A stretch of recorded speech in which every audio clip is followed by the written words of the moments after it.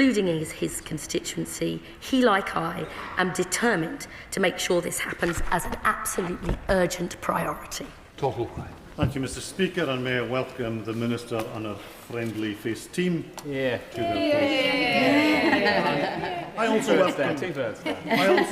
welcome, Mr. Speaker, the millions going into Project Gigabit, but that money is finding its way into Openreach coffers, but not the end of the road in the Western Isles. I have many constituents, including 2 in my own village of Sordell, who've built their homes, have all the utilities except broadband, and the Cabinet is just a couple of 100 metres away. But why should Openreach throw the switch? They've made millions installing money down the spine of the islands, but they're not going these last few yards. Can the Minister press Openreach to go these last few yards and look at these physical infrastructure access costs that other providers have to pay for legacies like copper wiring and wooden poles from another era? Secretary of State. I thank my honourable friend for his passion on this issue. I would say he should come in and talk to ministers, officials, and indeed Building Digital UK to set out what he thinks needs to happen, because we're only going to get this right if we work with people on the ground. The Western Isles contract will provide cover for 65,000 new premises across the area, including 8,000 in his constituency. We've got to do this. We've got to push further and faster, and he, I'm sure, will make this happen on the ground. I presume there's a constituency link. Jamie Stone.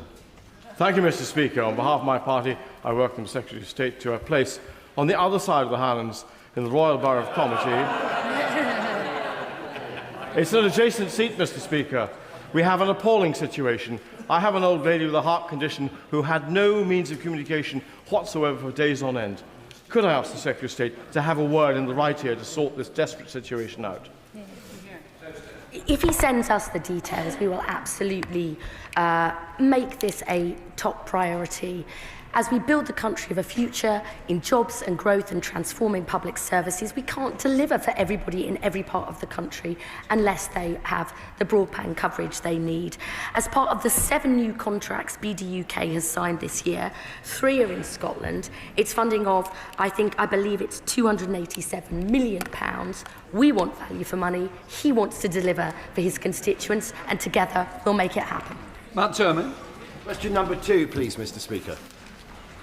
Secretary of State. Protecting children from harmful content online is a top priority for this government, for me personally, because it's a deeply concerning issue for parents and children across the country. Since implementing the Online Safety Act this summer, 6,000 sites have taken action to stop children seeing harmful content online. But I will be paying close attention to what's working and won't hesitate to go further if necessary. Indeed, on Monday, I added self-harm material to the list of priority offences in the Act. So if companies don't take down content that promotes self-harm or actively stop it appearing, they will face enforcement action. I hope this shows the House my determination to take all necessary steps on this issue. I think it's grouped, Secretary of State. It's grouped. Oh, yes. In response to my... sorry, these are grouped, Mr. Speaker. It's grouped. My response was for 2 and 10. I do apologise. No, yeah, sorry, I'm going back to Matt Turpin, but it's grouped. Yes, and that was my response to both. Okay. I do apologise. No, don't worry. Matt Turpin. Thank you, Mr. Speaker, and I thank the Secretary of State for her response. It's so gratifying to see a Watfordian at the dispatch box. And in my constituency of Watford, parents and families are rightly pleased with the protections being afforded to children and vulnerable people from the Online Safety Act. And does the Secretary of State agree with me that we would not allow a child to get into a car and drive down the road? We wouldn't allow a child to go into an off-licence and buy tobacco or alcohol products. And we wouldn't allow a child to go into an adult entertainment establishment. Does she agree with me that children and vulnerable people need protections in the virtual world just as they do in the physical one? I absolutely do, which is why I am determined to do everything necessary, both to remove illegal content and to protect children from online harms. Many years ago, when I was actually a member of the Science and Technology Select Committee, as part of a report we were doing, I actually spoke to all children in secondary schools and primary schools in my constituency to see what they felt were the benefits and the difficulties of being online. It's an issue I've been concerned about for many years. I'm determined to take action, not just for the fabulous people of Watford, but for children and young people right across the country. Powell. Thank you, Mr. Speaker. And can I also welcome my right honourable friend to her place? I wonder if she would agree with me that Reform's reckless plans to scrap the Online Safety Act would fail a generation of young people, including all of the parents and children in my constituency of Kensington and Bayswater who have joined my local campaign to protect children online. Yes. I mean, if they were so concerned about it, why are they not here in the chamber asking questions of me? Reform want to scrap the Online Safety Act, ripping up protections that crack down on revenge porn, violent misogynistic content and posts encouraging self-harm or suicide. I commend my honourable friend for his campaign. Families in his constituency want action. That is what we intend to take. Finally, we are putting child safety first, taking down illegal content, taming toxic algorithms and making age-inappropriate content harder to access. We will go further if we need to. Bob Blackman. Thank you, Mr. Speaker, and I welcome the new Secretary of State to her position. Will she look at the downloading now of VPNs, which leads people to be able to get content from all over the world, and indeed, of course, many of these VPNs are based overseas, so that once they're downloaded, parents will have no control whatsoever if their children are then accessing immoral and illegal content.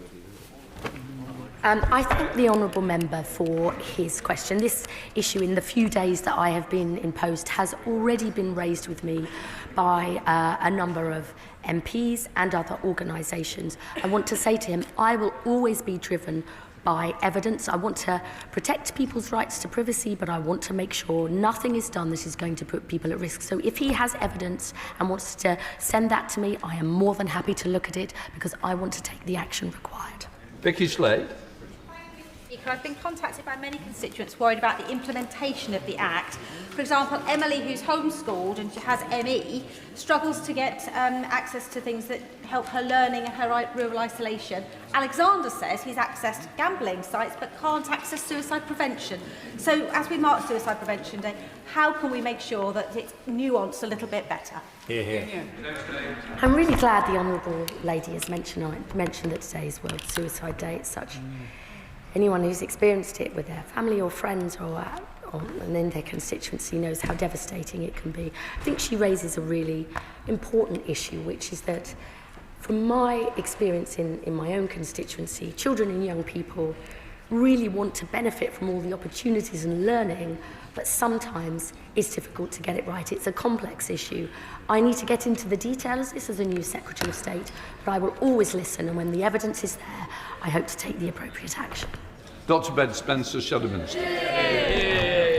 Thank you, Mr. Speaker. Can I welcome her and the new ministerial team to their places? And I'd like to put on record my thanks to the former team, who I very much enjoyed sparring with over the past few months. In light of the reports of her department's plans to review the implementation of the Online Safety Act, can she confirm the scope of this review, including whether it will address the apparent confusion in the media between the powers of the Online Safety Act and the Public Order Act, review age verification to ensure that people's data is safe and secure, that the pass schemes that they use are trusted, and to tackle the use of VPNs, particularly by children, to get around age verification? Thank the honourable gentleman for his question. I'm somebody who is always driven by the evidence. We need to see how this Act is being implemented, whether and how it works, and that is the absolute priority for me. I will look at any evidence that honourable members throughout this constituency provide, but the key thing for me is we are taking action. I think in this country one of the strongest protections of anywhere in the world. But I would say two things here. I am very interested in the issue of addiction in children online and how behaviours can become addictive. And in this very, very fast-moving world, we need to be fleet of foot. And I think the truth is the technology develops much faster than we make legislation in Parliament, and that is a nut that we have to crack. Liberal Democrat spokesperson Victoria Cox. Thank you very much, Mr. Speaker. And I'd also like to welcome the new ministerial team and give my thanks to the previous team. I very much look forward to working together.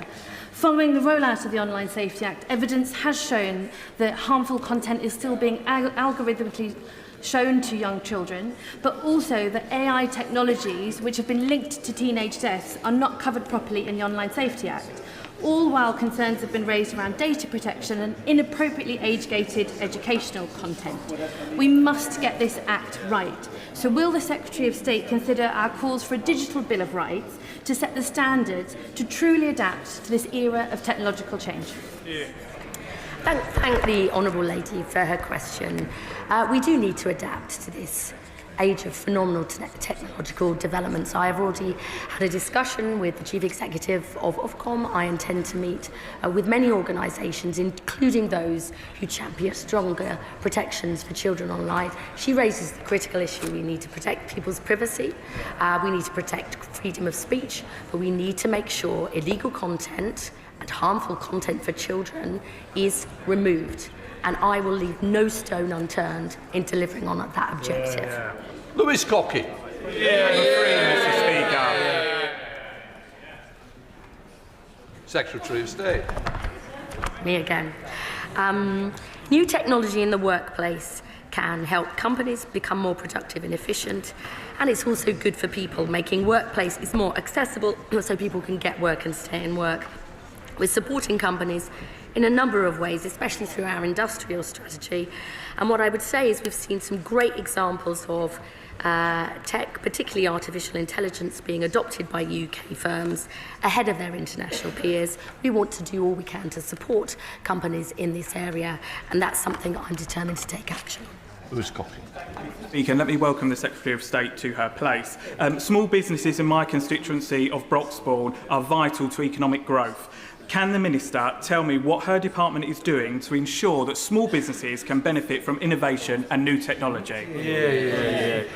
He raises a really important point. My own constituency is dominated by small businesses, and one of the issues that they alwaise raise, we're great at startups in this country, but we need to do more to help those companies scale up. I'm new in the job. I am open to ideas. So if his businesses and he would like to say what they think they need to help them go from start-up to scale-up, I'd be more than happy to listen to their views and comments. Yeah. Chair of the Select Committee, Chair Elmore. Chair. Thank you. And I'd like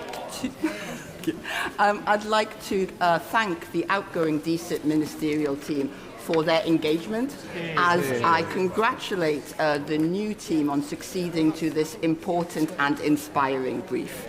Mr. Speaker, the Government is committed to transforming public services through the adoption of new technologies. At the June Spending Review, departments published their plans to deploy technologies to achieve efficiencies, but we are yet to see the detailed and fully funded roadmap for delivery promised by DSIT for this summer. So could the Secretary of State commit to publishing a roadmap which sets out what will be delivered, who will deliver it, by when, and how much it will cost before her appearance before my committee as part of the Digital Centre of Government review in November? I have a feeling that will be one of the gentler questions my honourable friend asks me over the coming months. I am a passionate public service reformer, and I believe there is huge potential for technology and AI to deliver better outcomes for the people who use services and better value for taxpayers' money. I will definitely come forward to her with more detail on the questions that she raises. I would just say in my last role, we saw a fantastic example in Wales of our work coaches in our job centres who had big queues for helping people do their CVs. They used AI. It was better for the people who used it. It freed up their time to spend with people who most needed help. A small example, we've got to do more, and I will be absolutely commit to setting out our further plans. Mohammed Yassin. Four, please, Mr. Speaker. Minister, welcome. Thank you, Mr. Speaker. And with your permission, I'd like to group questions 4 and 6. Through the Online Safety Act, platforms now have a legal duty to protect users from illegal content and safeguarding children from harmful content. Ofcom has strong powers to hold firms to account, including fines of up to 10% of qualifying worldwide revenue.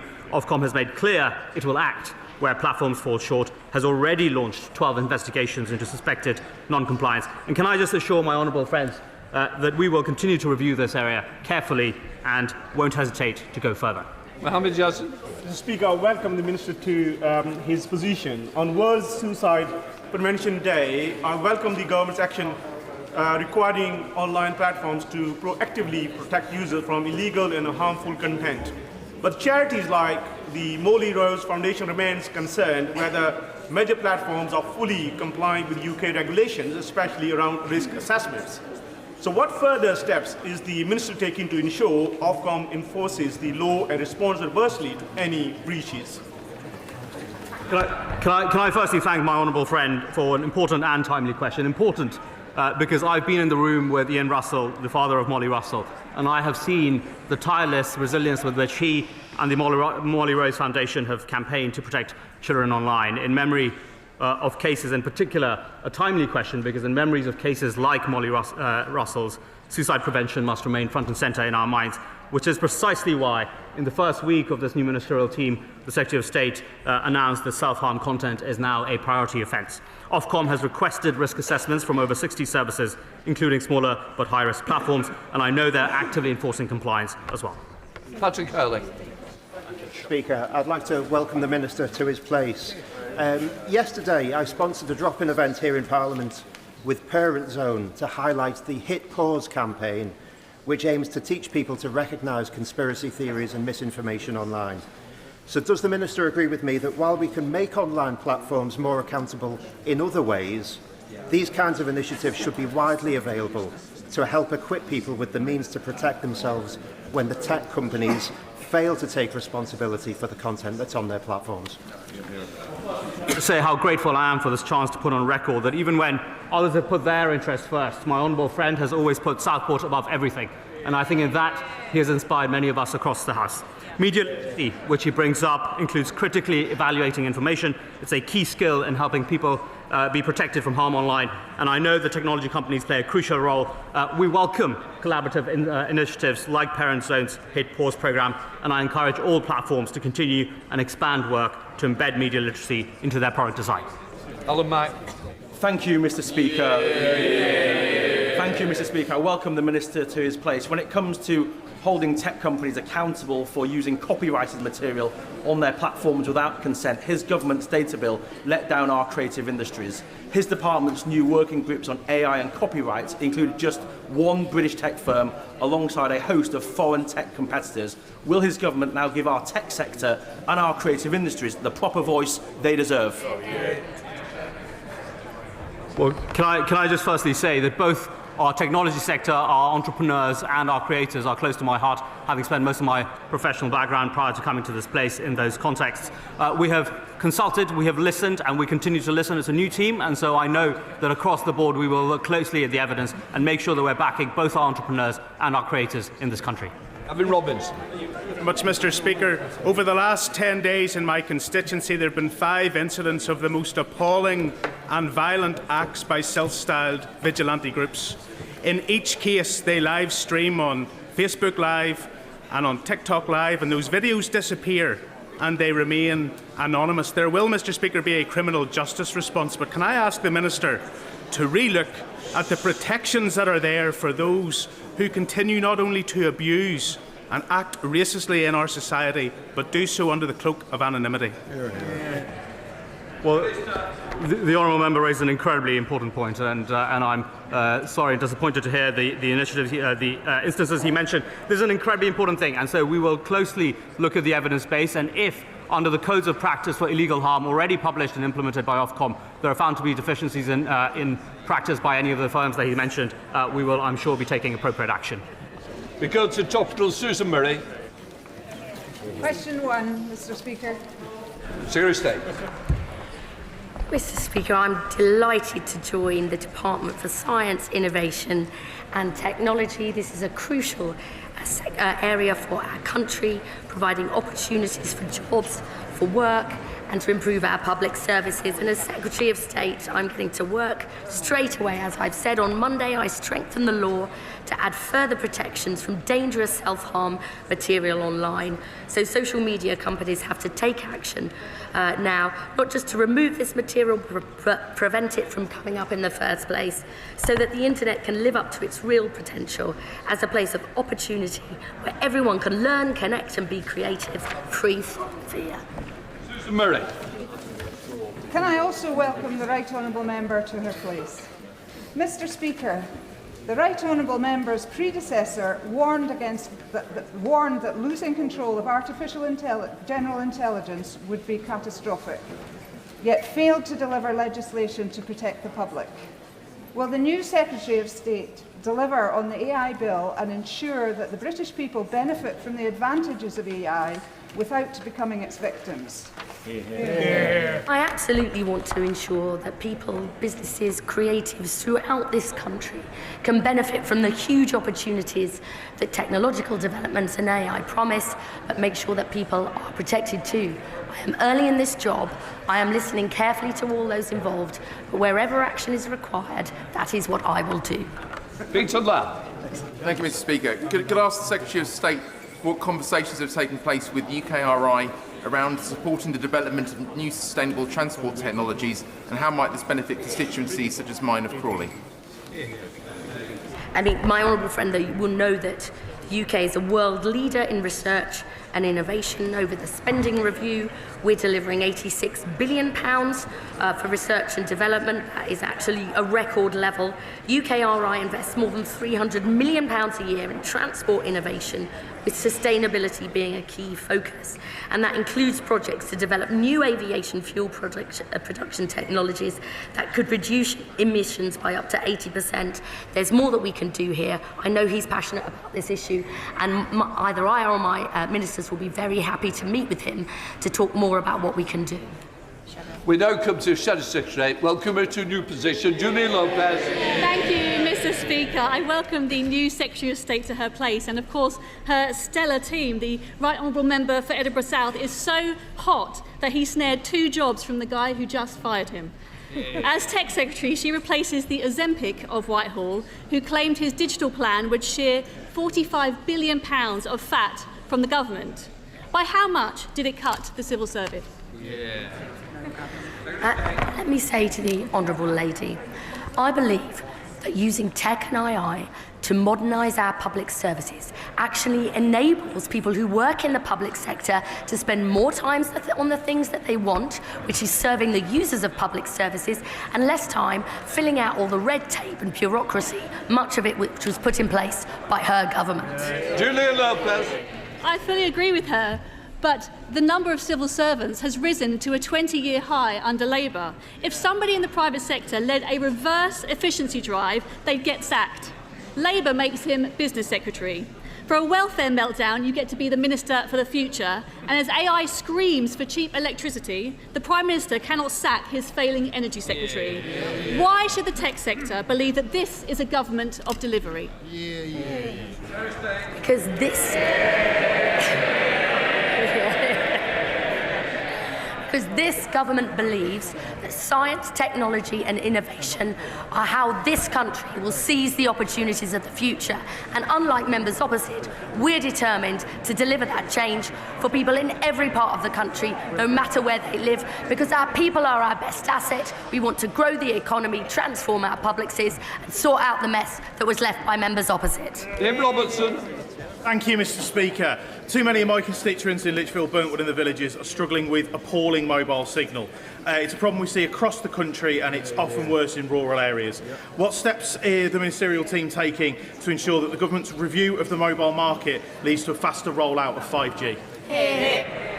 We can't ensure everybody in this country benefits from being online and the developments that are there unless everybody is joined up to fast broadband. We have put £1.8 billion over the spending review into making this connectivity work. I'm working closely with Building Digital UK. If he's got concerns about his constituents, he should come in, meet with me and with him to get his constituents online, because that's how they'll seize the opportunities of the future. We now come to Prime Minister's questions. I call Dr. Luke Evans.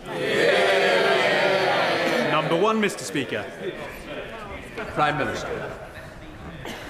Mr. Speaker, can I start by expressing our sincere condolences to His Majesty the King and the royal family on the death of Her Royal Highness, the Duchess of Kent. Her life was filled with compassion and dignity. She dutifully supported our late Queen Elizabeth II, comforted the runner-up at Wimbledon, and worked anonymously as a music teacher in Hull, typical of her unassuming nature and human touch. Our thoughts, and I'm sure the whole House's thoughts, are with His Royal Highness the Duke of Kent, his family, and all those whose lives she touched. Mr. Speaker, turning to other events, I condemn the strikes that Israel carried out in Doha yesterday. They violate Qatar's sovereignty. They do nothing to secure the peace that the UK and so many of our allies are committed to. I spoke to the Emir of Qatar last night, soon after the attack, to convey our support and solidarity. He was crystal clear that notwithstanding the attacks, he would continue to work on a diplomatic solution to achieve a ceasefire and a two-state outcome.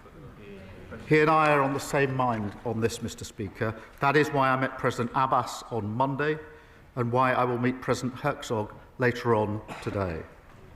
I will be absolutely clear that we condemn Israel's action. I will also be clear that restrictions on aid must be lifted, the offensive in Gaza must stop, and settlement building must cease. But, Mr. Speaker, however difficult, the UK will not walk away from a diplomatic solution. We will negotiate and we will strain every sinew, because that is the only way to get the hostages out, to get aid in, and to stop the killing. Mr. Speaker, last night Russia launched drones into Poland in an unprecedented attack. I've been in touch with the Polish Prime Minister this morning to make clear our support for Poland. We will stand firm in our support for Ukraine. With our partners and through our leadership of the Coalition of Willing, we will continue to ramp up the pressure on Putin until there's a just and lasting peace. Mr. Speaker, this morning I had meetings with ministerial colleagues and others. In addition to my duties in this House, I shall have further such meetings later today. Just to say to the House, I've sent a letter on behalf of Parliament, a letter of condolence to the royal family on behalf of the sad news of the Duchess of Kent. Right, let us come back to Dr. Luke Evans. Here, 1 year on, the country's seen a Transport Secretary resign over fraud, an anti-corruption minister investigated for corruption, a homelessness minister make tenants homeless, and a housing secretary not pay tax on her second house. Prime Minister, we've also had a Prime Minister who accepted more freebies than any other MP in the last Parliament. Is this the integrity he meant when he came to government? Well, Mr. Speaker, here's the difference. I strengthened the ministerial code. I strengthened the independent adviser. The Deputy Prime Minister referred herself to the adviser. It was a clear finding, and she did the right thing. Mr. Speaker, contrast that with the Shadow Foreign Secretary. She was found to have broken the code under the last government. What did the Prime Minister do then, Mr. Speaker? He ignored that. There was a resignation, but that was the resignation of the adviser, not the person who was found to have breached the code. And she still sits on their front bench. That is the difference. Elodie Ward. Thank you, Mr. Speaker. After almost 2 decades of the SNP and 14 years of the Tories, Kirkcaldy High Street has been in a state of decline. Won't be in this chamber.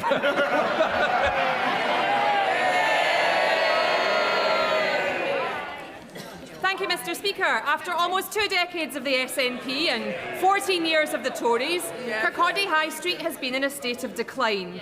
That's why the Chancellor was right to prioritise Kirkcaldy for multi-million-pound regeneration funding from the new Growth Mission Fund to build on the enormous potential of our town and beautiful seafront.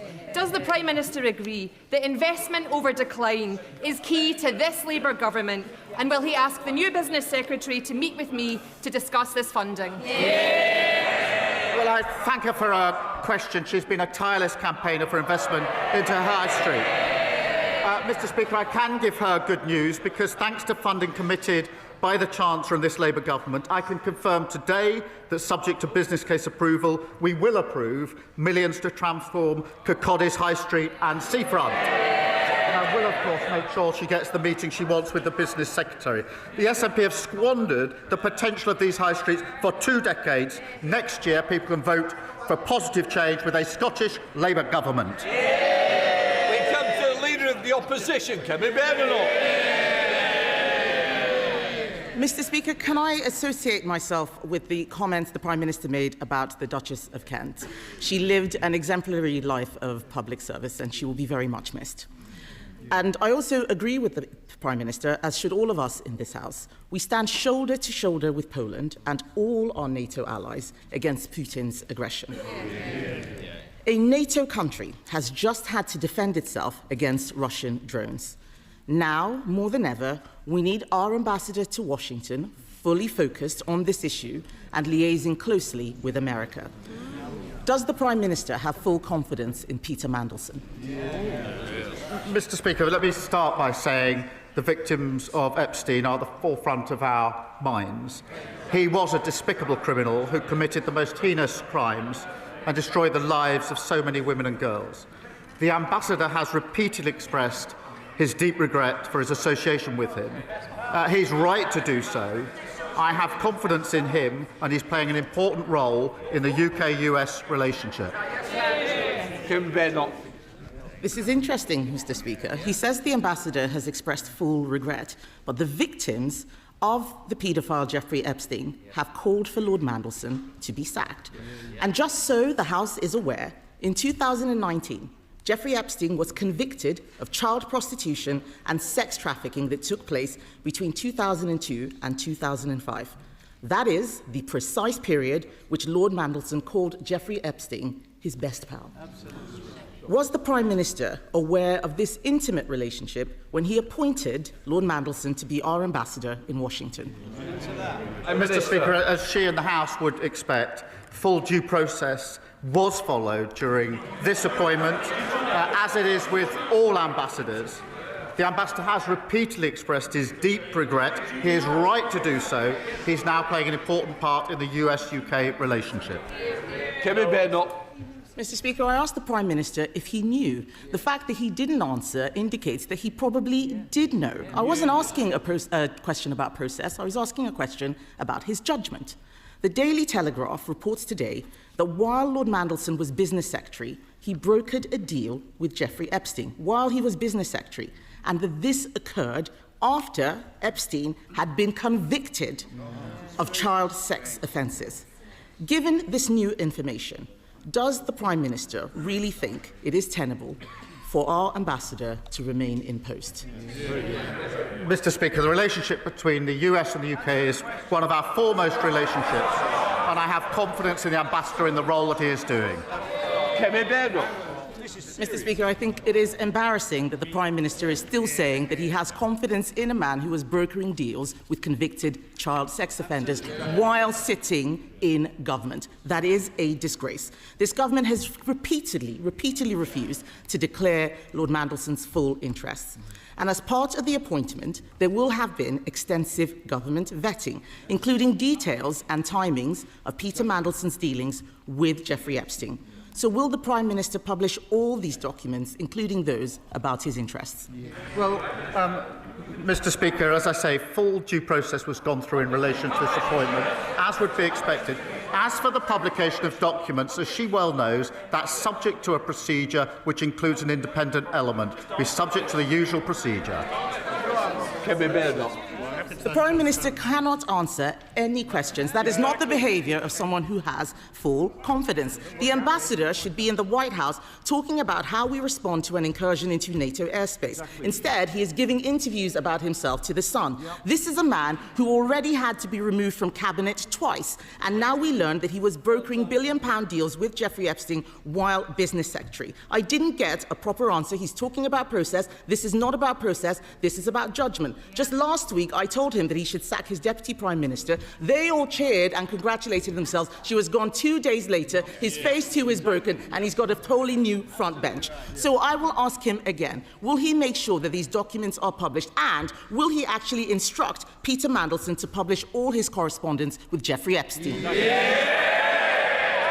Well, she says the ambassador's been in the White House discussing NATO. He is, as we all are, with a number of international calls this morning and on Ukraine, as well as the attack in Doha yesterday. Mr. Speaker, I see she's finally catching up with the questions that she should have asked last week about the Deputy Prime Minister. In the meantime, Mr. Speaker, we have been opened up a new schools-based nursery. On Monday, we had the Defence Industrial Strategy. On Tuesday, we published NHS league tables to push up standards. We reopened Doncaster and Sheffield Airport yesterday. And today, we've set out how we're repairing the concrete in our hospitals. A load of waffle and whataboutery, Mr. Speaker. All they are interested right now is their pointless deputy leadership election while the country is out there suffering from an economic crisis. The Prime Minister has an ambassador mired in scandal, not focusing on NATO. He lost his Deputy Prime Minister just last week for evading taxes. He's got a new Home Secretary, a new Foreign Secretary, just learning the ropes, not able to help with this issue. We have strikes crippling our capital city and damaging our economy. He could use minimum service legislation, which we introduced, to make the lives of the people out there better, but he won't because he does not have the backbone to face down the unions. The unions are running this government. All the deputy leadership candidates are chasing after them. And while with this government, it is more strikes, more scandal, more chaos. And the link, Mr. Speaker, isn't the link between all of this his bad decisions, his bad judgment, and his total weakness.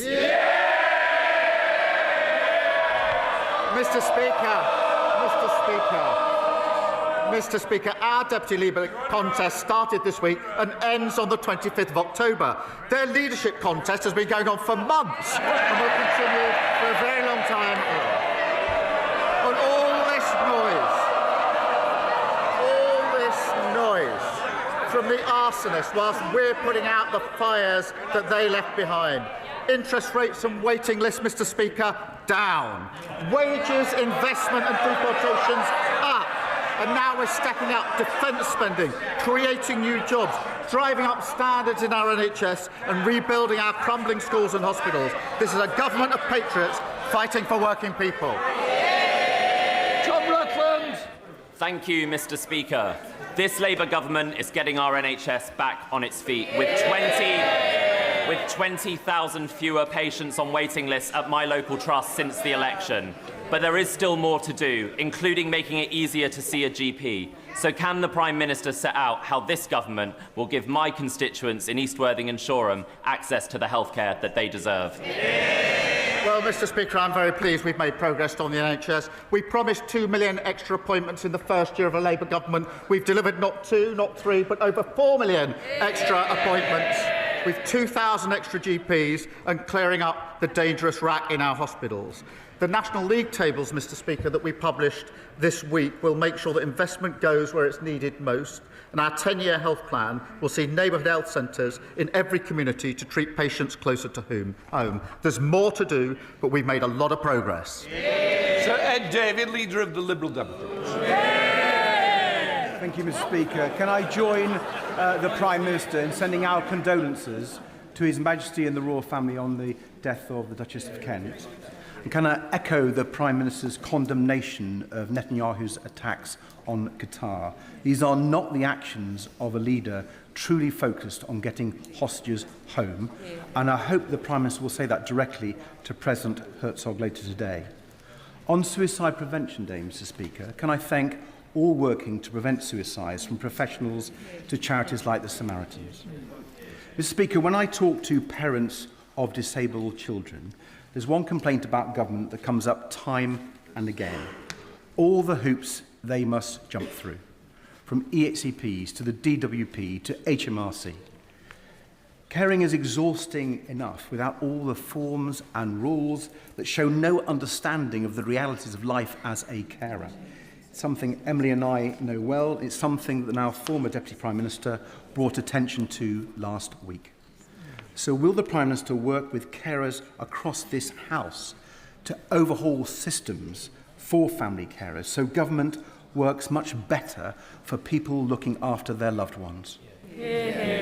Well, I do agree with him. There are too many hurdles and too many hoops that have to be gone through, and that's why we're simplifying the system, and we will, of course, work across the House with all those who want to achieve that outcome.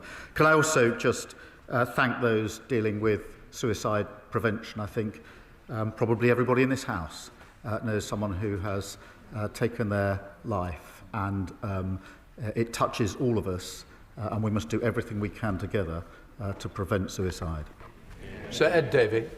Moving on, Mr. Speaker, as the Leader of the Opposition said, Lord Mandelson has admitted to continuing his relationship long after Epstein was convicted, and that there are more embarrassing details we don't yet know. Mr. Speaker, people will be surprised by the Prime Minister giving Ambassador Mandelson such strong support today. So can he tell the House, has the Prime Minister asked the Ambassador what other compromising material the Trump administration might have on him as he leads Britain's negotiations with the White House? Well, Mr. Speaker, as I've made clear to the House, a full due process was gone through when the appointment was made. George Newbery. Thank you, Mr. Speaker. My constituent Connor Edwards lives with Ehlers-Danlos syndrome and craniocervical instability, which in his words means his head is slowly falling off his body. Having once enjoyed fishing and mountain biking, at the age of 30, Connor's now largely bedbound and says his condition has destroyed his quality of life. He's also having to crowdfund for treatment in Spain because the NHS can't give him the help he needs. Could the Prime Minister ensure that myself, Connor and EDS charities get a meeting with the Minister to discuss what more we can do to give thousands of people like Connor their freedom back? Mr. Speaker, I've read through the details of Connor's case that's just been summarised. It is heartbreaking. I do thank my honourable friend for consistently campaigning and championing all of those that are affected. I will make sure that he gets the meetings that he needs so that we can hear from Connor and others and learn from their experience. Stephen Flynn. Mr. Speaker, Gaza is a graveyard, but rather than end arms sales, extend sanctions and stand by international law, the Prime Minister will today welcome into his home, a home entrusted to him by the people of these isles, the man who called for the collective punishment of the Palestinian people and who signed the artillery shells that destroyed their homes, their families and their friends.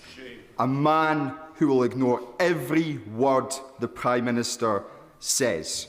Would he invite Vladimir Putin into number 10? Would he invite Benjamin Netanyahu into number 10? What does it say of this Prime Minister that he will harbour this man whilst children starve? Mr. Speaker, for the record, we have suspended arms that could be used in Gaza, we have sanctioned extremists, and we suspended trade talks. But the point he raises is a very serious one.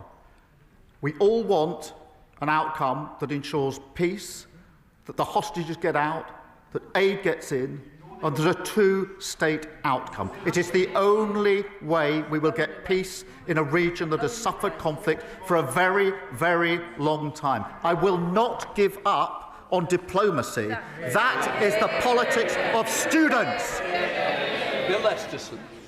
Thank you, Mr. Speaker. Let's talk about fracking. It contaminates the water table. It causes air pollution.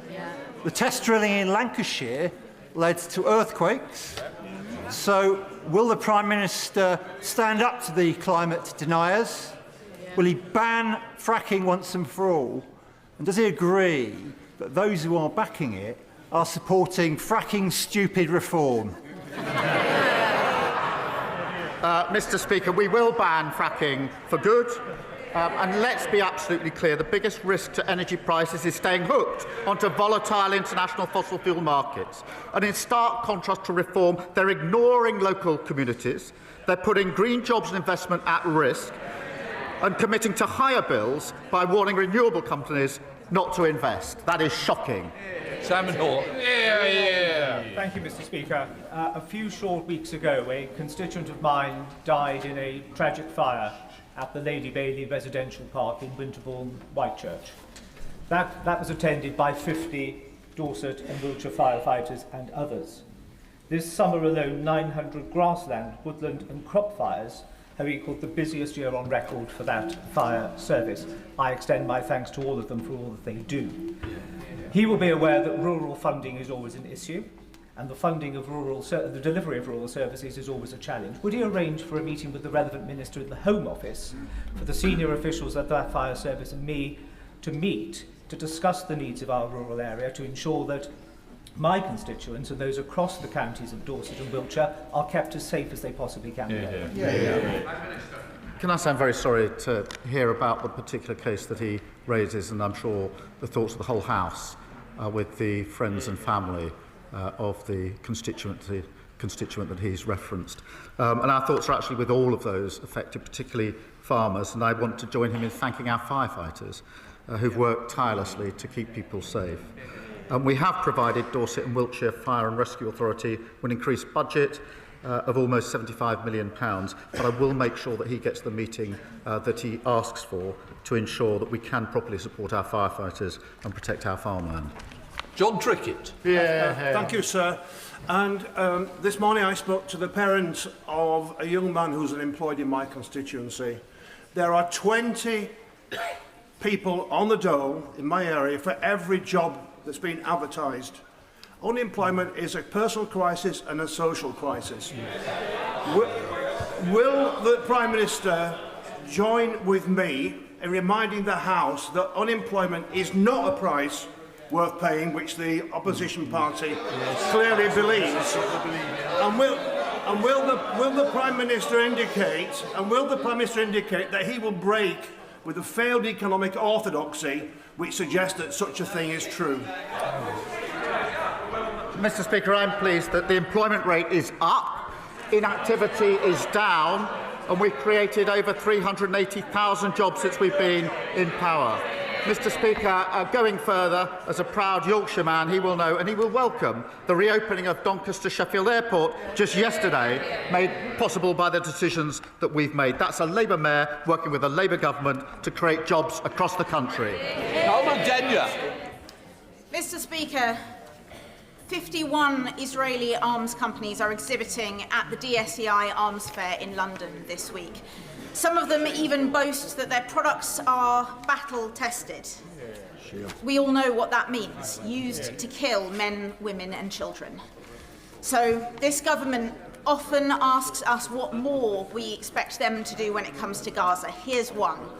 Will the Prime Minister stop Israeli arms dealers from parading their Gaza-tested weapons on UK soil? Mr. Speaker, we have very clear and strict rules in relation to this, and we have taken action in relation to arms sales. Ruth Jones.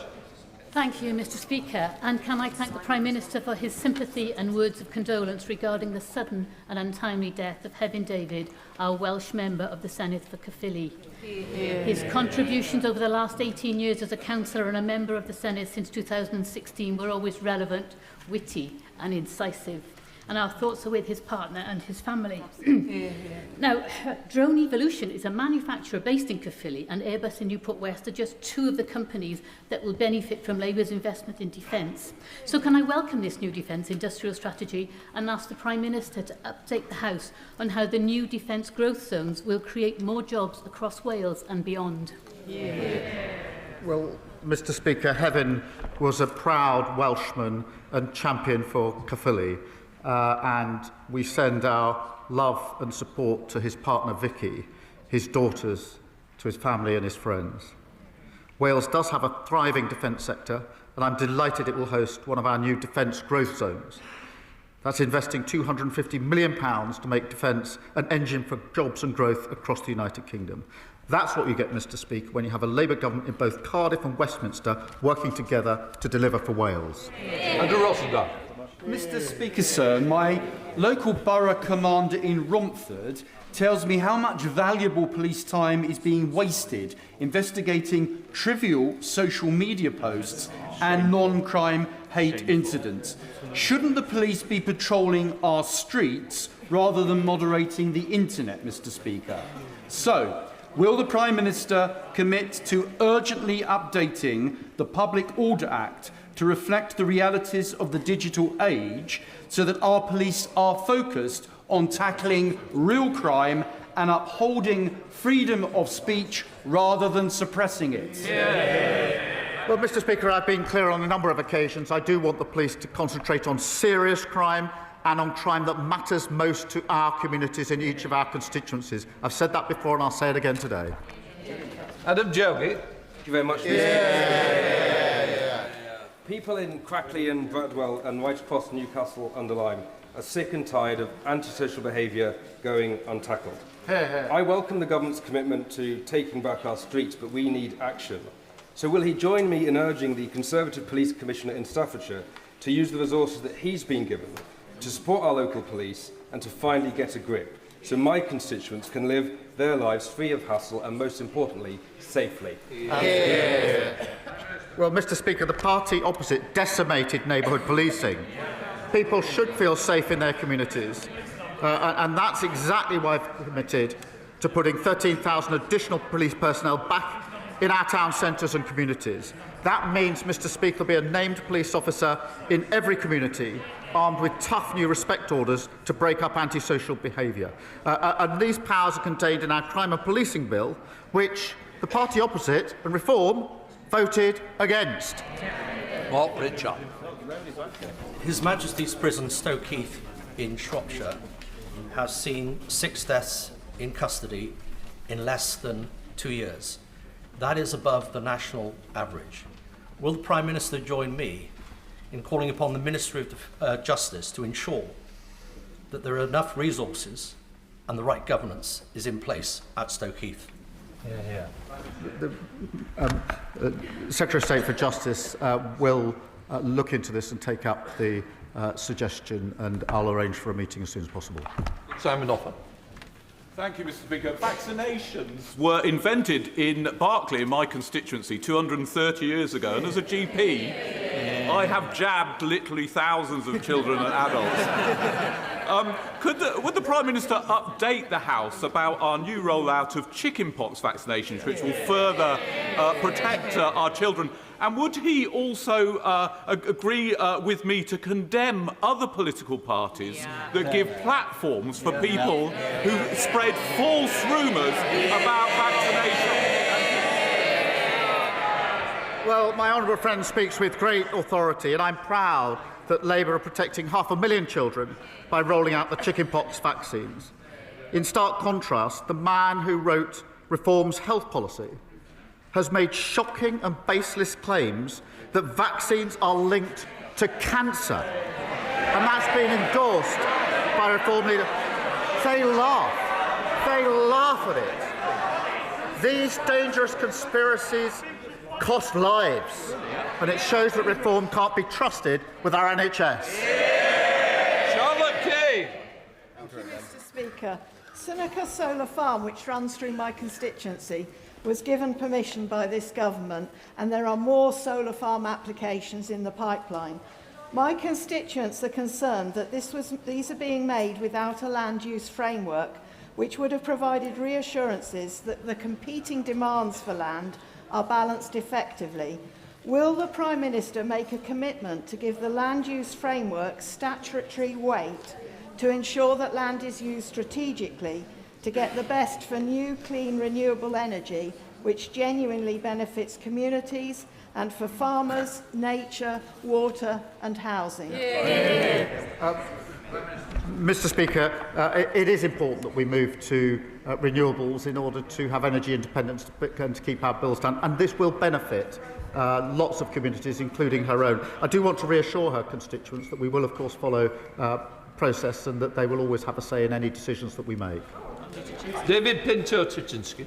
Thank you, Mr. Speaker. The leasehold system is fundamentally broken. Thousands of leaseholders in Hendon are getting a raw deal, paying ever-rising service charges for ever poorer service. It's why I welcome the government's commitment to end the feudal system of leasehold once and for all. Will the Prime Minister share with the House what action this government is taking to help leaseholders and bring in a system of common hold? Well, Mr. Speaker, the last government shattered the dream of home ownership. We are reforming the outdated system so leaseholders receive stronger rights, powers and protections. We will bring to the end the feudal leasehold system, reinvigorate common hold and deliver the biggest boost to social and affordable housing in a generation. Dr Al Pinkerton. Oh, thank you, Mr. Speaker. Since May, my Surrey Heath constituent, Sue, has received thousands of pounds worth of fines after a criminal gang in London cloned her number plate and went on a rampage through the capital. In an age of increasingly sophisticated digital security, the number registration system seems like a remarkably analogue anachronism, is ripe for abuse and is failing drivers. Will the Prime Minister look at my presentation bill laid last week, pick it up and strengthen legislation, ensure police services have the tools they require to tackle this growing crime and to protect law-abiding motorists? Well, can I say I'm sorry to hear about his constituent. That's an awful situation for anyone to find themselves in. I'll, of course, look at his bill. Dr Rupert Howard. Thank you, Mr. Speaker. I'm sure the Prime Minister recalls visiting the Ukrainian community of Acton with me soon after Putin's illegal invasion.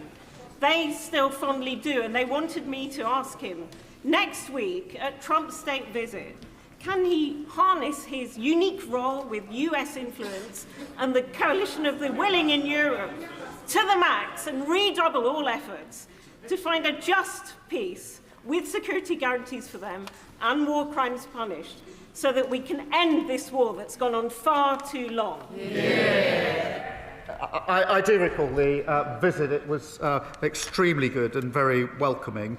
And our support for Ukraine, Mr. Speaker, remains unwavering. And the attack last night in Poland shows that Putin's belief that he can somehow act with impunity. And that's why we're working so hard with the coalition of the willing to ensure that there are security guarantees as we go forward, made real progress in recent weeks. We must continue to ramp up the pressure on Putin. Terrible. Mr. Speaker.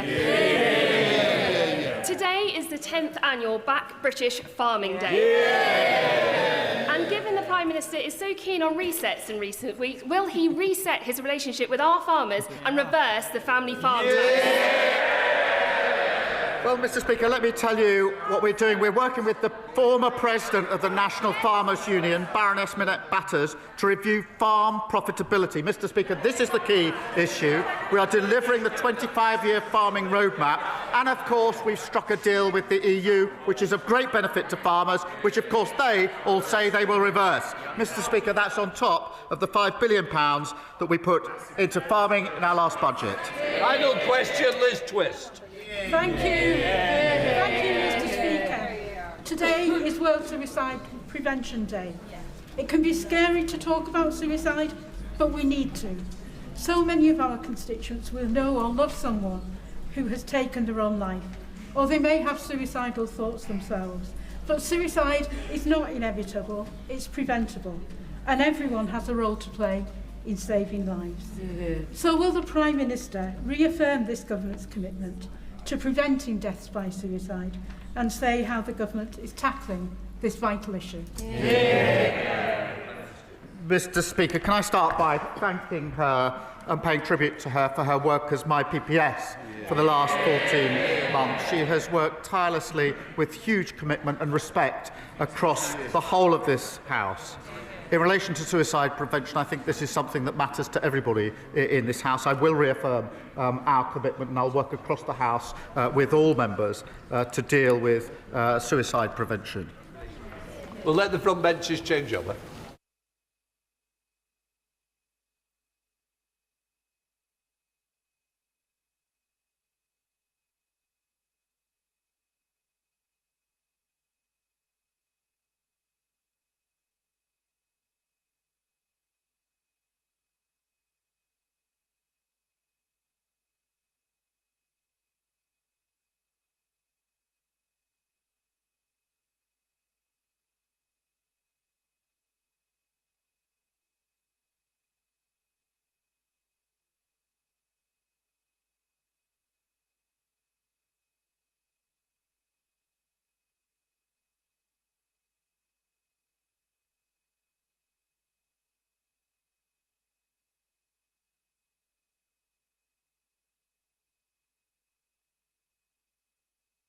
We now come to the urgent question. Callum Miller. Speaker, to ask the Secretary of State for Foreign, Commonwealth and Development Affairs to make a statement on the implications of Israel's strike in Gaza for peace and stability in the Middle East and on UK foreign policy. Minister. Mr. Speaker, the UK government is deeply concerned by Israel's strike in Doha yesterday. As the House heard a few minutes ago from the Prime Minister, he and the Foreign Secretary have condemned these flagrant violations of Qatar's sovereignty, which will set back the cause for peace and risk further escalation in the region. The Prime Minister spoke to the Emir of Qatar to express the UK's solidarity and support and to reaffirm our shared commitment to regional stability. The Prime Minister also gave his condolences for the death of a Qatari security officer killed in the attack. Sadly, Qatar's Ministry of Interior has overnight confirmed the death of a second person. Qatar is playing a critical role, Mr. Speaker, in mediating this conflict, driving efforts to secure a ceasefire and to facilitate vital humanitarian access to Gaza. That must remain the priority. This government continues to support them in their efforts to push for an immediate ceasefire, for the release of all hostages cruelly detained by Hamas, for the protection of civilians, and the unrestricted flow of aid into Gaza as the vital first steps towards long-term peace and stability. This is the only way to achieve lasting peace and security for Palestinians and Israelis alike. That is why we are working with partners to develop a framework for peace that addresses governance, security, humanitarian access and political reform.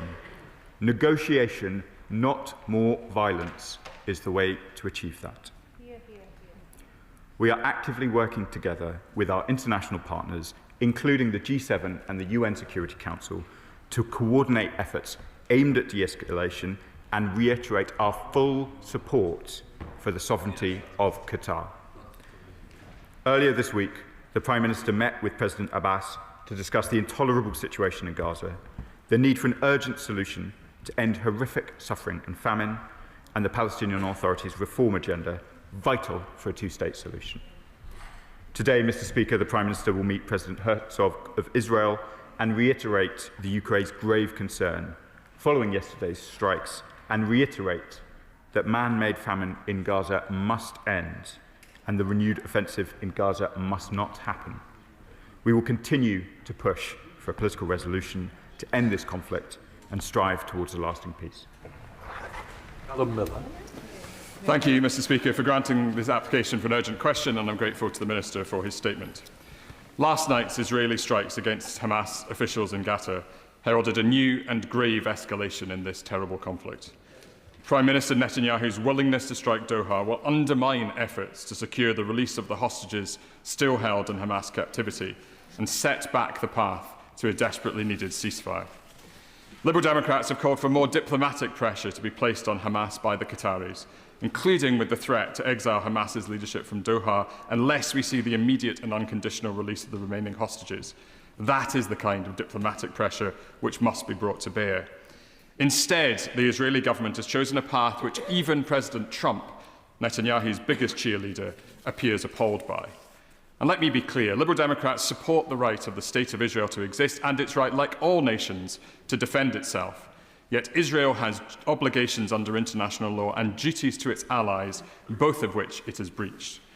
Can the Minister confirm whether any UK entity, including the Joint Command at the Al Udeid base, were informed by Israel of the attack in advance?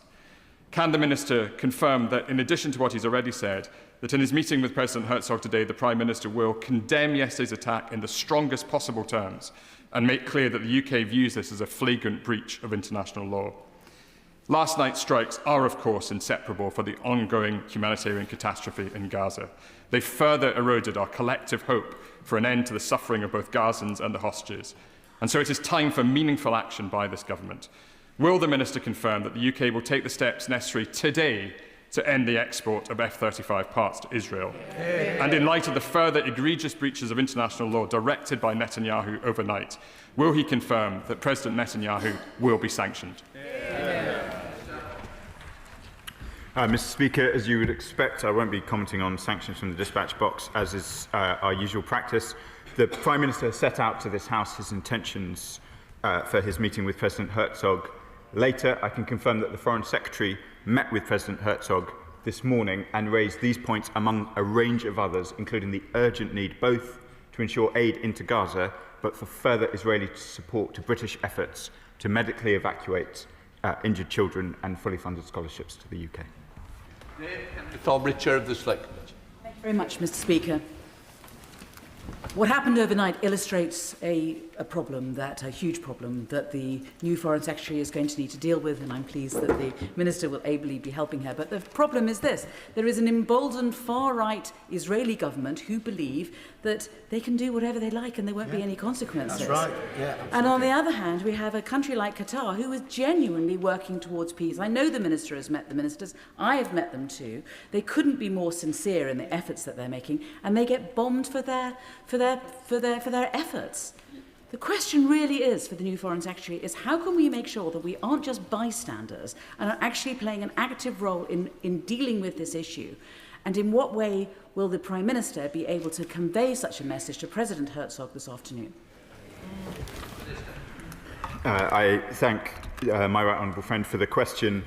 It is vital that at such serious moments the UN Security Council plays its full part. So I can confirm to my right honourable friend that the UK is supporting calls for an emergency session of the UN Security Council this evening. The Foreign Secretary will be joining calls with her E3 counterparts this afternoon, and we will be discussing this matter, as she would expect, with a range of G7 allies, including the United States.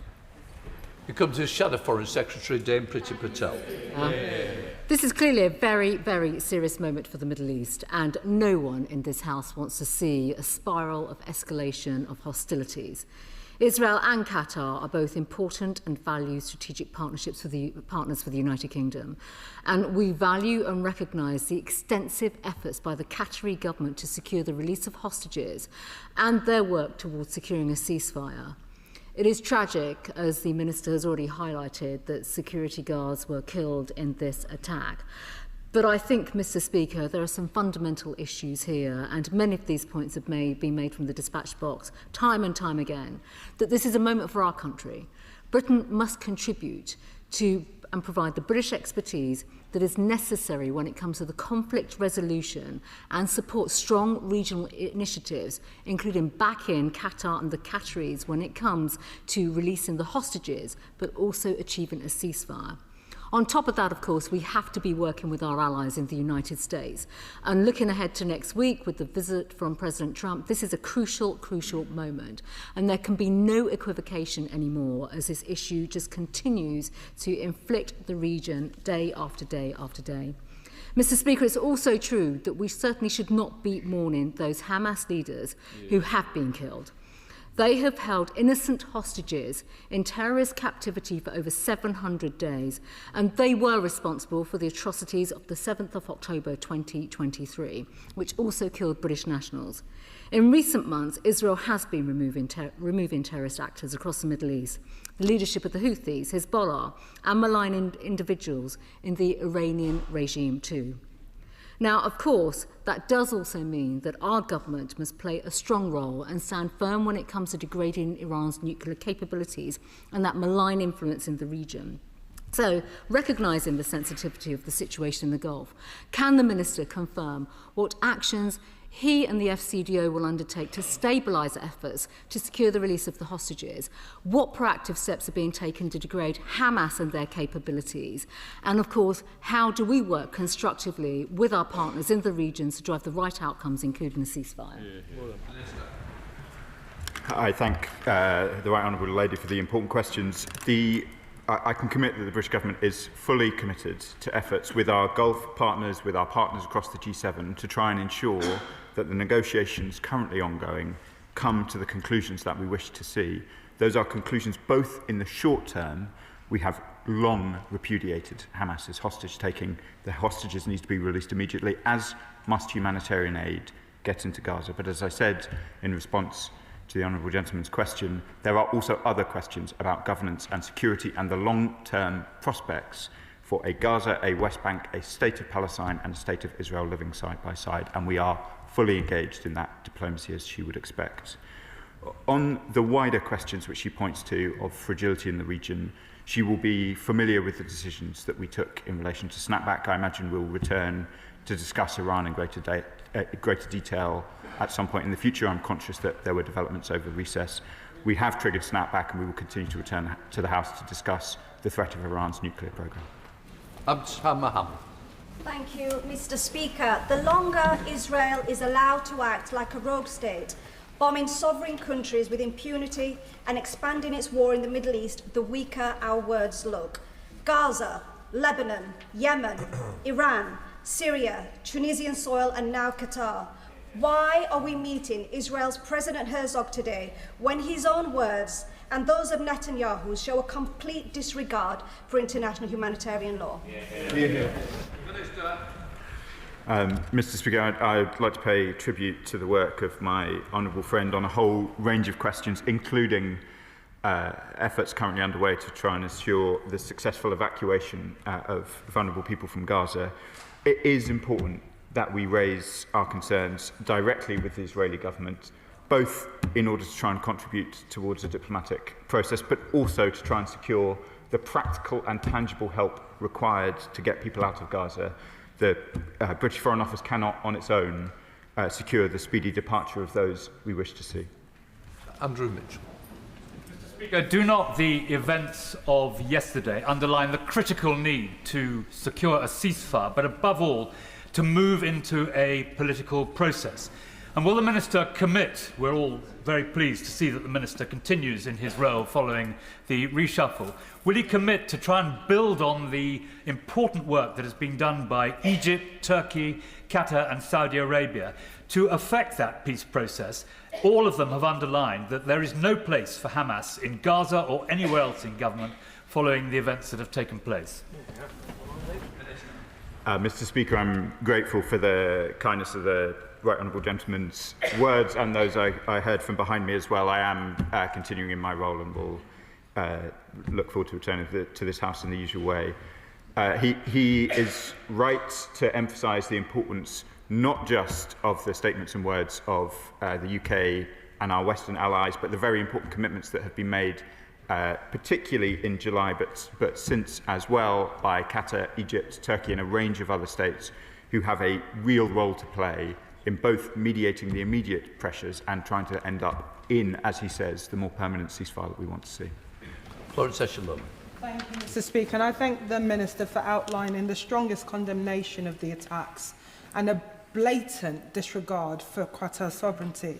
I refer members to my register of interest, having visited Qatar last year and speaking with the ministers there, seeing how diligent they are working day in, day out to secure the ceasefire, secure the hostages and get that urgent aid in. Does the minister agree and share my view that Qatar's role in mediating this conflict will be blown into jeopardy by these blatant attacks? And will he continue to make sure that the Prime Minister continues to condemn this when he meets with the presidents later this week? My friend is quite right. Qatar has played a vital role in this conflict, and I work closely with my Qatari counterparts, not just on the urgent issues of the Middle East, but across a whole range of difficult conflicts. They play a vital role. They are committed, as the Emir of Qatar said to the Prime Minister this morning, they are committed to continue to play that mediation role. I cannot see how such strikes could help them perform that role, but they are committed nonetheless to continue with it, and they have our full support. Kit Malthouse. Mr. Speaker, the events of yesterday come as no surprise to those of us in this chamber who've been raising the Israeli government's crimes committed in an air of complete impunity. And it should now be crystal clear to the Minister, as it is to so many across the world, that the Israeli government is not interested in the slightest in peace or indeed the fate of the hostages. So in that light, I have two questions. First of all, what military and intelligence assistance will we be providing to the Qataris to allow them to defend themselves against further attacks? And secondly, will the UK be adding its voice to the growing calls across the world for the formation of an international protection force to enter Gaza and enforce a peace? Minister. On the first point, we are committed to Qatar's security and defence. We have a close relationship with them on both, and we are, of course, in constant discussions with the Qataris about the importance of that collaboration. On the second point, on a protection force, and perhaps taking advantage of the question from the Right Honourable gentleman who was the Secretary of State for the Department for International Development when I was posted in South Sudan with a Chapter 7 UN peacekeeping force, at the time with the most far-reaching mandate to protect civilians. We cannot in this chamber pretend that UN peacekeeping forces are able to impose peace where there is none. There must be a ceasefire negotiation. In Juba, I saw, as did the world, the horrifying ethnic cleansing that followed the inability of the UN mission to protect people. You must have a ceasefire. It is easy to get distracted with other alternatives, but the truth is, it is only a ceasefire that will protect civilians in Gaza. John Slinger. Thank you, Mr. Speaker. Given that any preemptive strike under Article 51 is normally regarded as being justified only when a threat is imminent, that Article 2(4) states that all members shall refrain in their international relations from the threat or use of force against the territorial integrity or political independence of any state. And Article 48 states measures taken by members in the exercise of this right of self-defence shall be immediately reported to the Security Council. Does my honourable friend agree that international law and the preservation, strengthening and more of the rules-based system is vital for the peoples of this region, the wider world, our ally Qatar and the UK? And will he make it clear to Israel that we expect them to obey international law? Minister. Mr. Speaker, we do expect Israel, alongside all of our allies, and indeed every state, to abide by international law. He sets out the relevant tests of self-defence and imminence. As I say, the UK is supporting an urgent session of the Security Council this afternoon on this question. Van Melder. Mr. Speaker, members of this House have already outlined the reasons why Israel has violated international law by attacking Qatar. Will the UK government therefore lay down a motion at the UN to condemn the actions of Israel? Minister. Mr. Speaker, as I said, the UK is supporting a motion for a session of the UN Security Council this afternoon. If that is granted, I'd expect it to be in the evening our time. Richard Burton. Thank you, Mr. Speaker. Israel is a rogue state that blatantly disregards international law. This bombing was a blatant attempt to scupper peace negotiations. Pleading with Israel will do no good. So how many more war crimes, how many more violations of international law are necessary before the government imposes the tough sanctions on Israel that are needed to force it to stop this? Minister. Mr. Speaker, I think I've covered the sanctions point earlier in the session. Bob Black. Thank you, Speaker. I was surprised but disappointed that there was no word from the Secretary of State in relation to the terrorist attack in Jerusalem on Monday, where terrorists opened fire on a bus, killing rabbis and women. The reality is that Hamas leadership not only condoned the attack, but praised the attack. Does he agree with me that it's essential we get to a point of a ceasefire which agrees with the release of all the hostages without conditions, and Hamas surrendering their weapons and agreeing to demilitarise Gaza? Minister. Mr. Speaker, I'm very grateful to the honourable gentleman for raising the attack in Jerusalem, which I condemn utterly and outright. It was barbaric, as he says. Women and rabbis killed.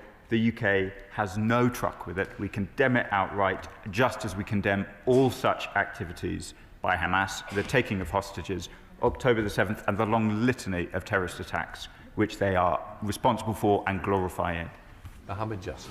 Speaker, Benjamin Netanyahu's extrajudicial killings against a sovereign Western ally exposes his rejection of peace and deliberate escalation of atrocities in a clear violation of international law and diplomacy.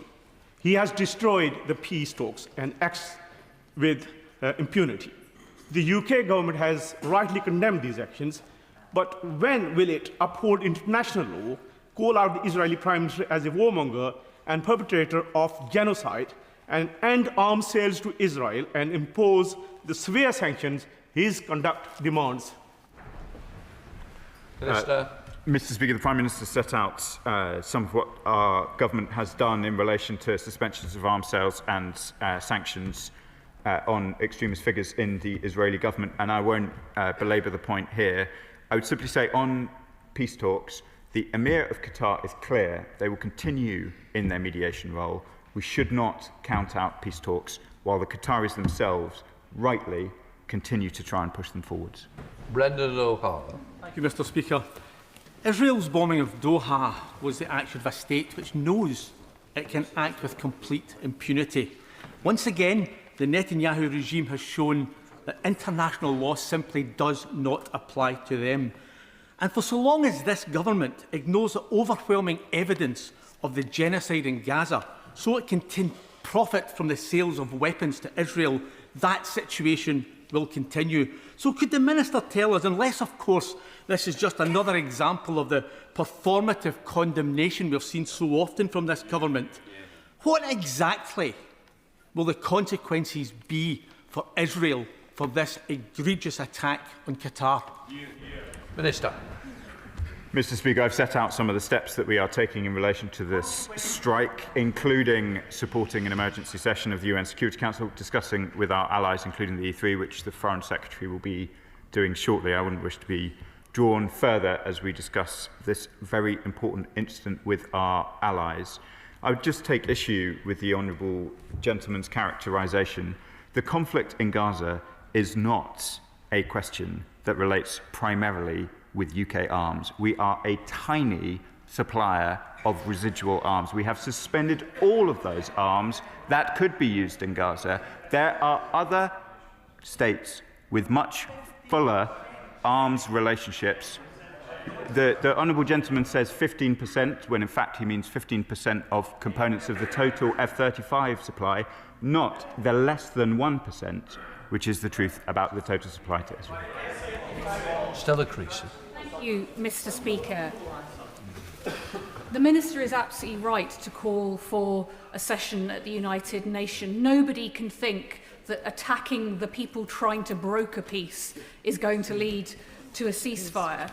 But ahead of that, this country must have made some assessment of the case for that session and indeed the case for a motion. So can the Minister tell us what the assessment has been made by his officials as to what the civilian casualties and whether this strike explicitly is proportionate under the boundaries of the laws of armed conflict as set out in international law?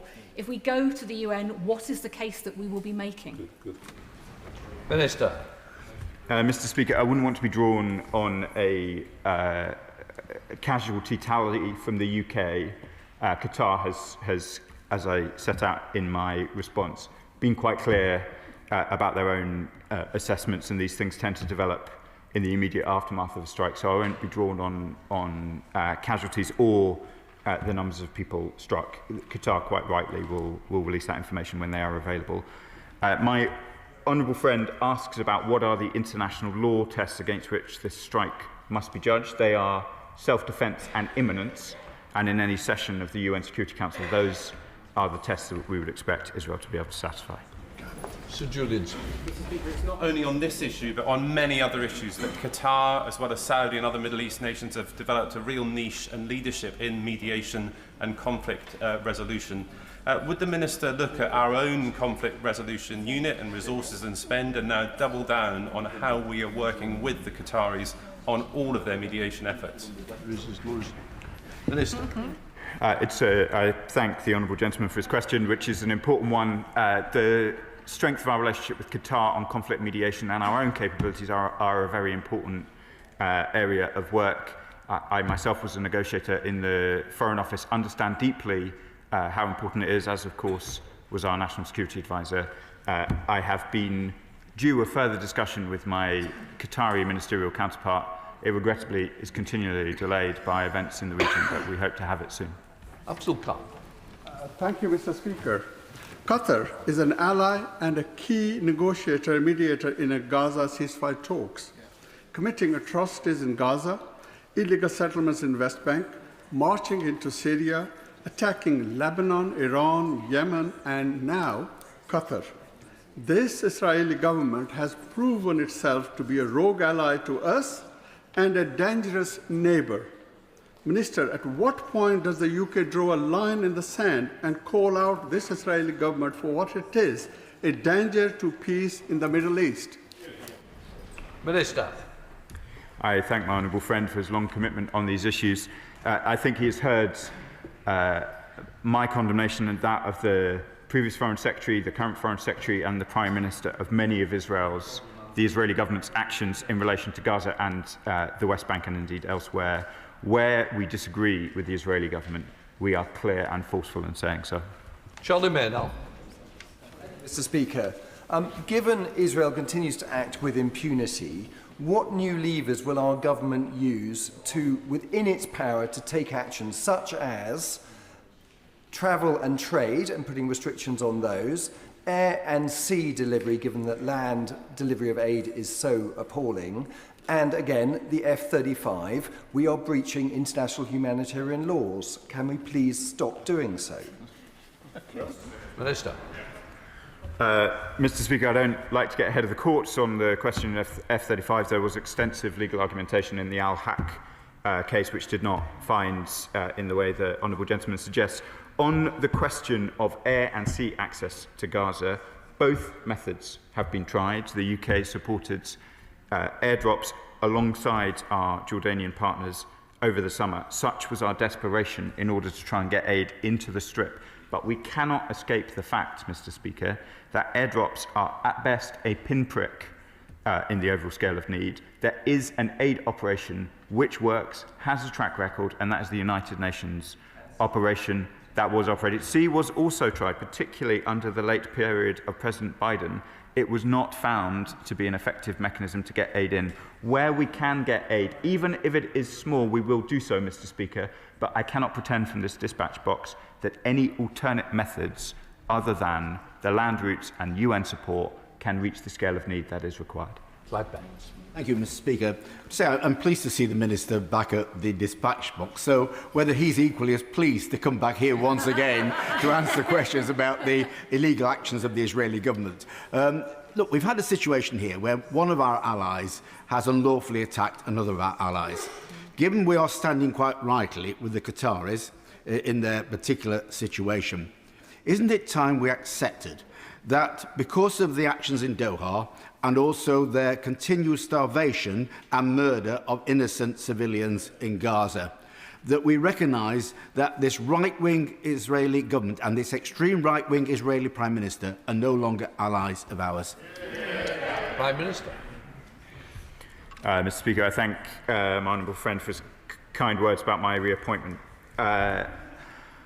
I recognise the force of what he says in relation to Israeli politics. It's not appropriate for one foreign minister to comment on the internal politics of another country, but you can see from the sanctions that I announced from this dispatch box in June the strength of this government's feeling about, for example, the rhetoric of Mr. Smotrich and the rhetoric of Mr. Ben-Gvir. It has been deeply disheartening to see it repeated over the course of the summer, but where we can, we demonstrate in the strongest possible way the strength of our feeling on these questions. Thank you, Mr. Speaker. The events of earlier this week in Jerusalem and the events yesterday prove, I think, a point that the two extremes in this conflict have actually no interest in peace.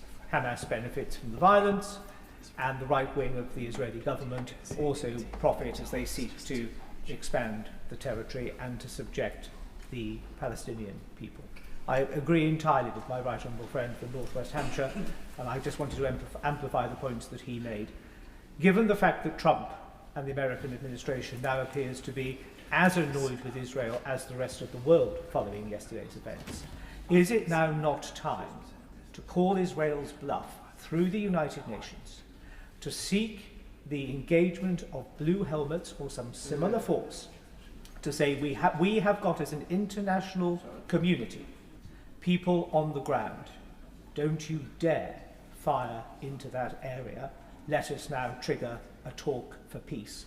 Because without that catalyst, those two extremes are just going to continue. And the performative merry-go-round of here we go again, condemnation, another statement, another UQ, is going to continue. And I fear that in 3 or 4 years' time, there will be rubble in Gaza.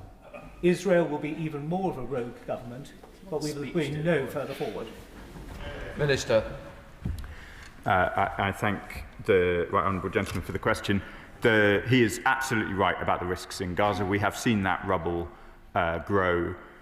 The British government would support international forces to go into Gaza with the agreement of the parties. I spoke in response to the member of North West Hampshire of my own experience of the limitations on peacekeeping forces where there is no peace to enforce, and we are depressingly clear-eyed about the continued intent on both sides, in exactly the way that he says, to continue conducting violence. Steve Woodman. Thank you, Mr. Speaker. In the past month alone, Israel has bombed Palestine, bombed Lebanon, bombed Syria, bombed Tunisia, bombed Yemen, and yesterday, for the first time, bombed Qatar. What is the government's legal assessment of the strikes on Qatar, and does it consider them a violation of international law? Mr. Speaker, we utterly condemn the violation of Qatar's sovereignty in the way that the House heard from the Prime Minister and in words released this morning. In terms of what the international legal tests are, they are, as my honourable friend for rugby set out, to do with imminence and self-defence. There will be a session of the UN Security Council. It will be for Israel to demonstrate how they are consistent with those tests. Liz Sutherland.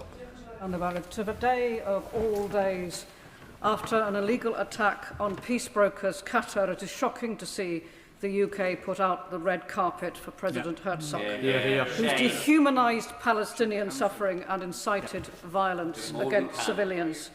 His government is being seen to pander to politicians who flout international law. He rightly calls for a ceasefire. When will he call what is happening in Gaza a genocide? Minister. Mr. Speaker, President Herzog is in the UK on a private visit, so I wouldn't characterise the visit as one in which the red carpet is rolled out. And I would just reiterate, this House, rightly, so many colleagues behind me, but I'm sure in front of me as well, are so conscious of the urgency of helping people out of Gaza, ensuring that aid gets in, and ensuring that there is a ceasefire. President Herzog is the head of state. He is not a functional part of the government. He is an important conduit to raise these concerns. The Foreign Secretary sought this morning, amongst other things, to ensure greater support from the Israeli government in order to get children with injuries, in order to get students out. These are difficult, practical matters on which we are focused. I understand that perhaps the benches over here would prefer that we did not conduct such talks, but the practical problems of helping people in Gaza are what I am focused on, what the government is focused on, and that is what the Foreign Secretary has raised already with the President this morning. Kim Johnson.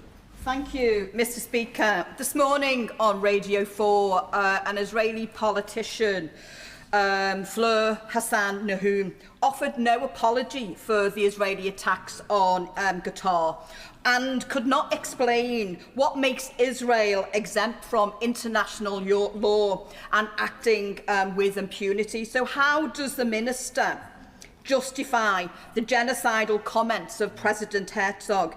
These individuals must be held accountable. And this is not diplomacy, it is shameful complicity. And does the Minister agree with me that today's meeting with Herzog should never have taken place? Minister. Mr. Speaker, I set out the position in relation to President Herzog's visit just a minute ago, and I'm not familiar with the Israeli politician in question, but I can say that the UK considers international law binding on all states. Julian Lewis. Thank you, Mr. Speaker. Despite the atrocious terrorist attack in Jerusalem, I have to agree with the Honourable Lady for Walthamstow when she says that blowing up your enemy's negotiators does not exactly suggest an interest in a negotiated solution. But I would like clarification on the government's position about recognition of a Palestinian state. On the 1st of September, the then Foreign Secretary said that he proposed to recognise a Palestinian state, but that Hamas would not benefit from it because they would have to be disarmed. Does this mean that Hamas must be disarmed before recognition, or will recognition go ahead, as seems to be the case, whether Hamas is disarmed or not? Minister. Mr. Speaker, the Prime Minister and the Foreign Secretary then and now have both been clear that the Prime Minister will make a determination in advance of the UN General Assembly High-Level Week in accordance with the language set out in the statement of July. The Honourable Member makes important points about what the previous Foreign Secretary said about Hamas's position. We must remember that Hamas are not in favour of two states. They are in favour of one state from the river to the sea, and that is not the position of the British government, nor the position, should we take the decisions outlined in the July. Thank you, Mr. Speaker. We all want to see peace, hostages returned, and an end to the man-made famine in Gaza. But this attack on a sovereign nation so closely tied to the peace talk undermines all of that. It's as awful as it is counterproductive, so what can we do to ensure that the pursuit of peace is more than just lip service to the Netanyahu government? Minister. Mr. Speaker, my honourable friend has been a persistent advocate on these questions, and I look forward to continuing to answer his questions from this dispatch box. He shouldn't, though, I think, be more pessimistic about the prospects of continued mediation than the Qataris themselves, particularly given that they are very much on the closest edge to this. We will continue to support them in their efforts. They are vital, and for all the reasons that we have discussed this afternoon, the only way through. Dr. Ellicher. Thank you, Mr. Speaker. We keep talking about a ceasefire, but how can one be achieved if one side is intent on killing the negotiators from the other side? Attacking peace negotiators is simply reprehensible. It undermines any possibility of the only thing, dialogue, that has any chance of bringing a resolution to the horrors in Gaza. This isn't the action of a state seeking peace, it's the action of a rogue state operating with impunity outside international law, completely crossing red line after red line. So I ask the Minister again, given that repeated crossing of new red lines, what action will he match his condemnation with? Will he stop all arms sales, all military cooperation, all intelligence sharing, all defence deals, current and potential future ones with Israel? And will he sanction Netanyahu and all officials complicit in the war crimes and genocide in Gaza? Mr. Speaker, I've set out already in the session our condemnation of the strikes, and I've set out already both in relation to sanctions, already taken against extremist figures in the Israeli government, and indeed the other measures that we have taken. In relation to action on that follows from the strike on Doha, the Foreign Secretary will be shortly in touch with her E3 colleagues, and we hope that there will be a Security Council session this evening. Dr. Scott Arthur. Thank you, Mr. Speaker, and I thank the Minister for his statement. I do pray that one day it will come to dispatch box with good news for us, to be absolutely frank. In my surgery at Oxgang's Library on Saturday, a UK Palestinian woman came to see me. She brought date cookies which had been freshly made by her mother. I'd hoped to save one for you, Mr. Speaker, but it proved not to be possible. Not possible.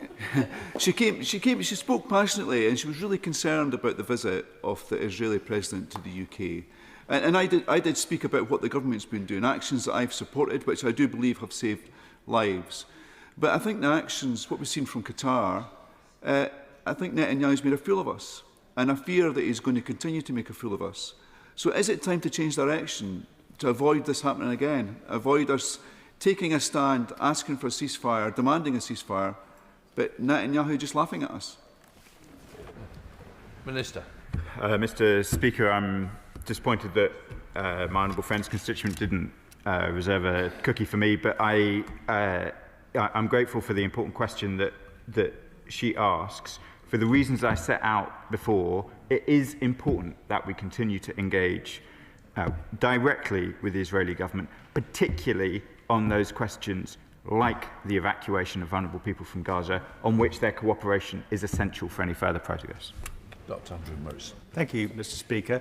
Several of our partners in the region, in North Africa and the Middle East, have expended a great deal of political capital in trying to achieve a rapprochement with Israel in recent years. And he will be aware, for example, of Morocco and its work, its leadership in achieving the Abraham Accords. What does he think this attack has done to them? And what confidence can they have now that Israel is truly embarked on a quest for peace in the region? Minister. Mr. Speaker, even in advance of the events yesterday, nations in the region who had taken the step of signing the Abraham Accords are signalling disquiet. Most obviously and signally the United Arab Emirates, who released an important statement on this question. I will not seek to speak for our Arab allies, but I am sure that they will be looking at the events yesterday with great concern, and I'm sure the honourable gentleman will have seen the number of statements that have issued from the region over the course of the last 24 hours. Peter Swallow. Thank you, Mr. Speaker. A man-made famine in Gaza, increased settler violence in the West Bank, and now this attack on sovereign Qatar. I do fear that these are not the actions of an Israeli government committed to peace. Yeah. With that in mind, can I ask my honourable friend to urge the Foreign Secretary to speak to our friends and allies and find out what more we can do to pile concrete pressure on the Israeli government to get round the table and seek that ceasefire we so badly need. Minister. I thank my honourable friend for his commitment to these issues, and I can confirm that the Foreign Secretary is practically, as we speak, in consultations with friends and allies about what further steps we might take. Dance. Thank you, Mr. Speaker. I've said this before. So many constituents from Yeovil, some as young as 11, have told me they are so frustrated that Britain is not doing more. Will the Minister reassure my constituents that the government is doing all it can to make sure that these strikes do not break down the peace process completely and enough aid gets into Gaza now? Minister. The honourable gentleman's young constituent is absolutely right, and I can reassure her and him that we are doing everything we can to try and ensure that the mediation continues, that progress towards a ceasefire is made, and that, of course, aid gets into Gaza. Paul Wall. Thank you, Mr. Speaker. Blessed are the peacemakers, or so we're told, so it seems particularly wicked that Israel can deliberately target the country that's doing more to promote peace than any other in the region.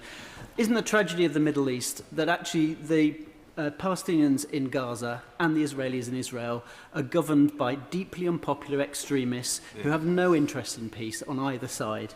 And after this week's appalling murder in Jerusalem at the bus stop, the Israeli government imposed collective punishment on the villages where those terrorists came from, and they removed hundreds of work permits and proceeded to start demolishing many, many homes. So doesn't Netanyahu's decision to bomb Qatar prove beyond doubt that he doesn't care about the hostages, that there's much collateral damage as any Palestinian child, and that Israel is now a rogue state, and the UK must have severe sanctions against this rogue state to prove our word? Minister. I'm glad to be answering questions to my honourable friend again, who's been a persistent advocate on these questions. The depth of concern about events, of course, the attack in Jerusalem was horrific, as I said to the honourable gentleman from the Conservative Party. The developments in the West Bank, both over the summer and before, are deeply concerning, and I'm grateful to my honourable friend for raising them. We will continue to keep all measures under review, as he would expect. We have taken far-reaching actions, 3 waves of sanctions, which in particular have been targeted on violent settlers, and we will continue to keep such options under review as developments proceed. Samuel Wilson. Mr. Speaker, let's look at the facts behind Israel's strike. First of all, we had a bunch of terrorists who have been sitting in the safety of Qatar for years, organising and financing acts of terror, including the mass murder of civilians in Israel this week, and boasting about their involvement in it. Is it not an advance that those people are eliminated and it is made clear to them that they will face the consequences of the terror which they organise? And by showing them that they will be pursued, punished and will not win, is it not more likely you'll drive them to the peace table rather than continue their acts of terror? Minister. Mr. Speaker, we've condemned the strikes, and I do so again. They violate Qatar's sovereignty. The question of the facts of the strike will obviously be now contested, and as I said earlier, the Qatari government is releasing those facts as they conduct a full investigation following them. There are, regardless of anybody else, there have been Qatari officials killed in this strike, and it is a violation of Qatar's sovereignty. So for that reason alone, it is worth condemning. Jeremy Corbyn. Could I ask the Minister what security information is now shared with Israel, and is the information collected by the more than 600 RAF flights over Gaza being used to guide the Israeli bombardment of buildings in Gaza City and other places? Are we still continuing security cooperation with a country that has bombed almost every neighbouring state over the past year? Mr. Speaker, for reasons the House will understand, I won't give a lengthy commentary on security and intelligence matters, but I can confirm to the right honourable gentleman that we do not provide any information to aid in targeting strikes in Gaza in the way that he describes. John Cooper. Thank you. As a seasoned diplomat, does the Minister recognise that there is a danger here that we're holding Israel to a different standard? When America reached out into Pakistan to snuff out Osama bin Laden, the architect of 9/11, we were taking them to the bar. When Israel reaches out with a precision decapitation strike on the leadership of Hamas, we want to take them to the bar of the International Court. Minister. Mr. Speaker, the honourable gentleman does make me feel rather seasoned, as I was in Pakistan at the time. As I said earlier, the tests on international law are self-defence and imminence. Not every state agrees on the thresholds for self-defence and imminence, but it is the expectation of the British government, with all of our partners, allies, indeed every state, that they demonstrate how they are complying with international law, regardless of who they are. Christine Jordan. Thank you very much, Mr. Speaker. I'm pleased to have the Minister's confirmation that despite yesterday's egregious actions by Israel, Qatar is going to continue its commitment to pursue the peace that we all long for in the Middle East. But to that end, the government has said that before the United Nations General Assembly, it would commit to a state of Palestine if Israel failed to meet certain conditions. Can the government tell us Has Israel failed to meet those conditions? And will the government recognise Palestine as a matter of urgency? Minister. Mr. Speaker, the Prime Minister will make a determination on the question in advance of the high-level week of the General Assembly. That is not long now. The whole House can see the development of events in the region and indeed the language we set out in July, and I won't wish to get ahead of the Prime Minister before he makes that determination. Jones. Thank you very much, Mr. Speaker. My Lib Dem colleagues and I have repeatedly called on the government to introduce further sanctions on Israel, calling for sanctions on Ministers Smotrich, Ben-Gvir, and now the Prime Minister Netanyahu and his cabinet. Does the Minister agree these are the people who are responsible for creating a famine in Gaza and continuing the killing of innocent civilians? Thank you. Minister. As we discussed last week, Mr. Speaker, the circumstances of the famine in Gaza are horrifying, and it is absolutely obvious that the restrictions on aid into Gaza, for which the Israeli government are responsible, are contributing very significantly indeed to those circumstances. The Israeli government have raised methodological concerns with the IPC judgment. Those methodological concerns arise from the fact that there is not free access into Gaza. We stand by the IPC, we stand by the judgments that they've made, and it is clear that the restrictions of the Israeli government, on which I have been clear at this dispatch box innumerable times, have seen myself at the border, are responsible for those circumstances. Ayab Khan. Thank you, Mr. Speaker. We've had a number of ceasefires historically, each one being violated by the Israeli government. This recent attack in Qatar is a clear example that the Israeli government is not interested in a ceasefire. It's interested in a genocide taking over the whole of the Gaza Strip and West Bank. We see that with their actions and with what they say in the public arena. So I asked the Minister, with all the levers that we've spoken about in this House, none have seemed to have had any impact. It's like a toothless tiger that we say we're going to apply this pressure and that pressure, nothing seems to be done. This blatant, unlawful attack on Qatar requires punishment. So does the Minister not think that the immediate recognition, unconditional recognition of a state of Palestine is a form of punishment and would go further to a ceasefire than what we are talking about? Minister. Mr. Speaker, I set out in response to the Honourable Lady's question earlier the process by which we'll make the determination on the recognition points that we set out in July. That point is very soon. The high-level week of the UN General Assembly is just weeks away. So the Honourable Gentleman will have an opportunity to question, I'm sure, me and other members of the government after the Prime Minister has made his determination.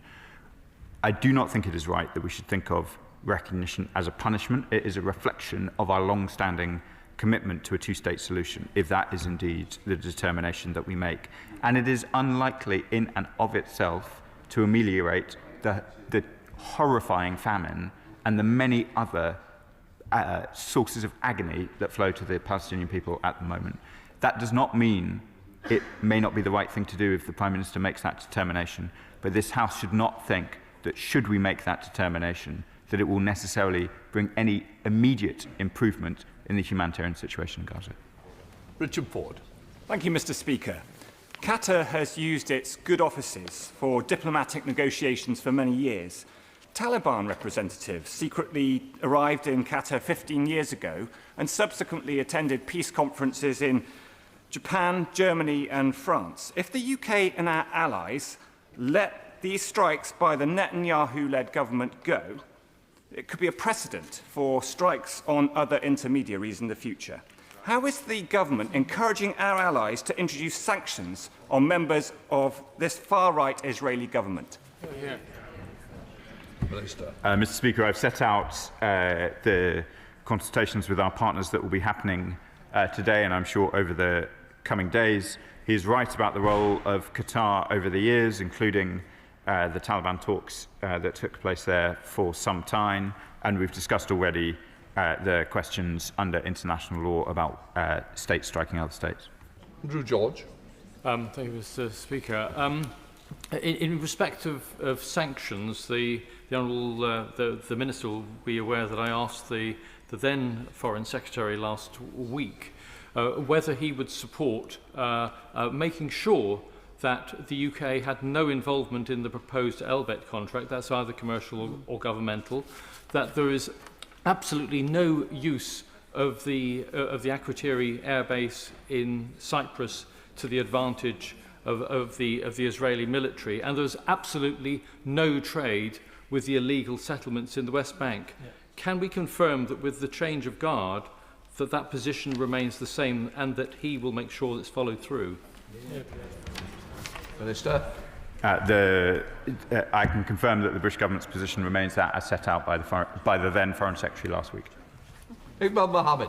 Thank you, Mr. Speaker. I joined the House in its condemnation of the attacks against civilians in Jerusalem this week. The impunity and military support afforded to the State of Israel over the past 77 years, and as it carries out the ongoing genocide in Gaza and wider Palestine, has emboldened its leaders to launch assaults in Lebanon, Syria, Iran, Tunisia, and now Qatar, killing thousands and forcing millions there to flee their homes across the region. Is the Minister not concerned that the British government's continued support for a rogue state perpetrating repeated violations of international law will lead to Israel invading other countries and undermine the UK's security and credibility on the world stage? And does he agree that Qatar has a right to defend itself against this unprovoked illegal attack? Minister. Mr. Speaker, I have set out our position in relation to a whole range of Israeli government actions with which we disagree. So I'm not sure I would characterise our position in the way that he did. And I've set out our position on the relevant questions of international law already, as far as I'm able. Alison Bennett. Thank you, Mr. Speaker.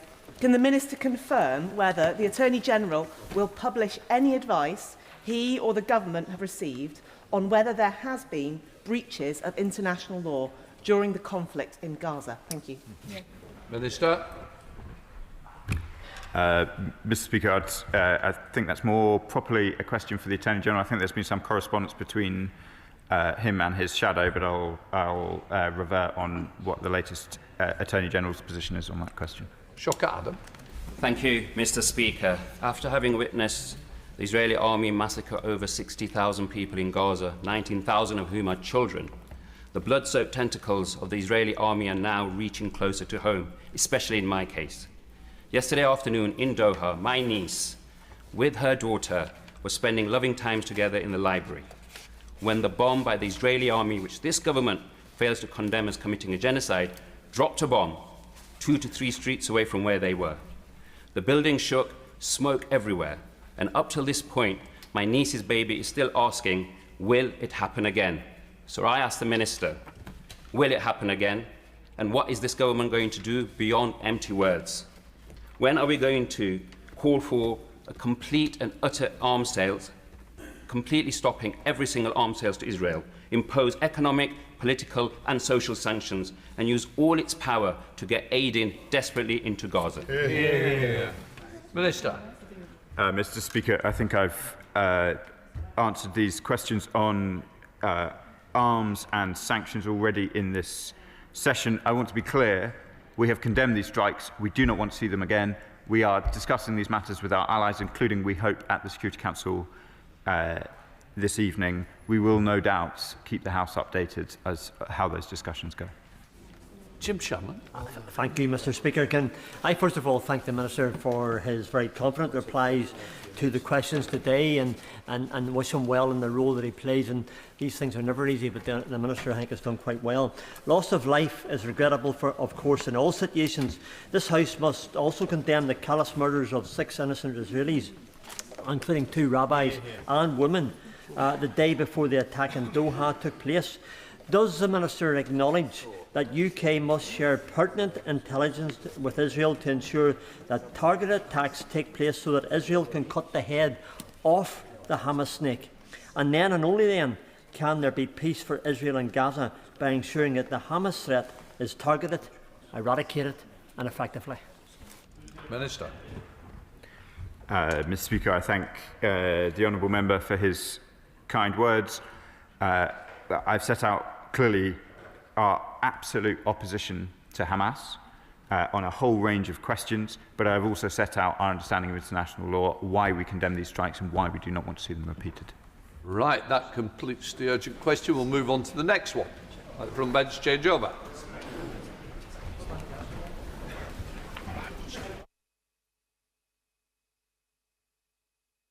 Come to the urgent question. Shadow Secretary of State, James Cartledge. Thank you, Mr. Speaker. To ask the Secretary of State for Defence if he will make a statement on the violation of Poland's airspace by Russian drones. Minister. This is Mr. Speaker, this is my first UQ in the House and a very serious topic to be discussing. Last night, as we know, Poland shot down multiple Russian drones that had entered its airspace. Poland stated that the drones were part of a coordinated Russian attack on targets across the border in Ukraine, but it's a barbaric attack on Ukraine that they go through every evening, but this is an unprecedented violation of Polish airspace. Deep enough, indeed, for Warsaw Airport to be closed. I would like to thank, in particular, the Polish and NATO air defence forces for responding rapidly and effectively to protect the alliance. The areas affected were border regions in Belarus, on the border of Belarus and Ukraine. Poland temporarily closed the airspace and some airports. Emergency alarms were issued for the regions affected, but airspace and most airports have now luckily reopened. Mr. Speaker, Russia's actions are absolutely and utterly reckless, unprecedented and dangerous. It serves to remind us of President Putin's blatant disregard for peace and the constant bombardment of innocent Ukrainians face every day. In response, Poland's Prime Minister Donald Tusk has announced that Poland will request to invoke Article 4, NATO Article 4, which allows any ally to consult with others when they believe their territorial integrity, political independence or security is threatened. The Prime Minister has been in contact with Prime Minister Tusk to make clear, absolutely crystal clear, the UK's support for Poland and that we will stand firm in our support for Ukraine. The Defence Secretary is meeting E5 counterparts today and will discuss what additional support we can provide, including to reinforce Ukraine and strengthen NATO, and we stand in full solidarity with our ally Poland. We condemn this action. We say to Russia, your aggression only strengthens the unity between NATO nations. Your aggression only strengthens our solidarity to stand with and beside Ukraine. It reminds us that a secure Europe needs a strong Ukraine. With our allies and partners, and through UK leadership of the coalition of the willing, we will continue to ramp up the pressure on Putin until there is a just and lasting peace. Cartledge. Thank you, Mr. Speaker, for granting this urgent question. Can I begin by expressing our total solidarity with the people of Poland? As the opposition, we stand shoulder to shoulder with the government in support of our strong NATO ally. Hear, hear. Poland is a great nation and a great friend of Britain. Our thoughts are with their people, and we fully support all efforts to rally our NATO allies and ensure that Poland's invocation of Article 4 is responded to in the swiftest possible time. This is an unprecedented violation of Polish and NATO airspace that must be met with total condemnation and a robust response. So must the latest bombings of Ukraine, as Russia continues to target civilians and conduct an unprovoked war of aggression without any regard for human life. Can the Minister share with us what, if any, judgment they have been able to form on the precise motivation for this drone incursion? If it is the case that this was designed to test NATO's resolve, is it not the case that Putin will have already seen how strong that resolve is to stand united against this aggression? We understand Dutch F-35s were directly involved in supporting the Polish military response and that fighters from other NATO nations may have been scrambled. Is it not sobering to reflect that the F-35s from the Netherlands followed us in rotating air support for Poland, and therefore that if this incursion had occurred just weeks ago, RAF Typhoons could have been directly involved? On the specifics of our joint NATO response, can the Minister say more about what invoking Article 4 means in practical terms for the UK and our allies, and what the next steps are? Importantly, can he outline what discussions the UK government has had with our US counterparts on these developments? And above all, given that this incident involved use of lethal Russian drones against a fellow NATO member, what further steps is the government now considering to constrain Russia's ability to threaten our closest allies and to provide further support to Poland? Finally, in light of the Norway deal, the Minister will be aware that one of the largest ever defence export deals concluded under the previous government was the sale of ground-based air defence to Poland. In the week of DSEI, doesn't this show why such industrial collaboration with our allies is important not just economically but in defending our close allies? And to conclude, there are those who may question the nature of the Russian threat or question the need to significantly increase defence spending. But these events should leave nobody in any doubt that the threat extends beyond Ukraine, and therefore that we must continue to stand shoulder to shoulder with Ukraine, with Poland and all our NATO allies. Minister Cairns.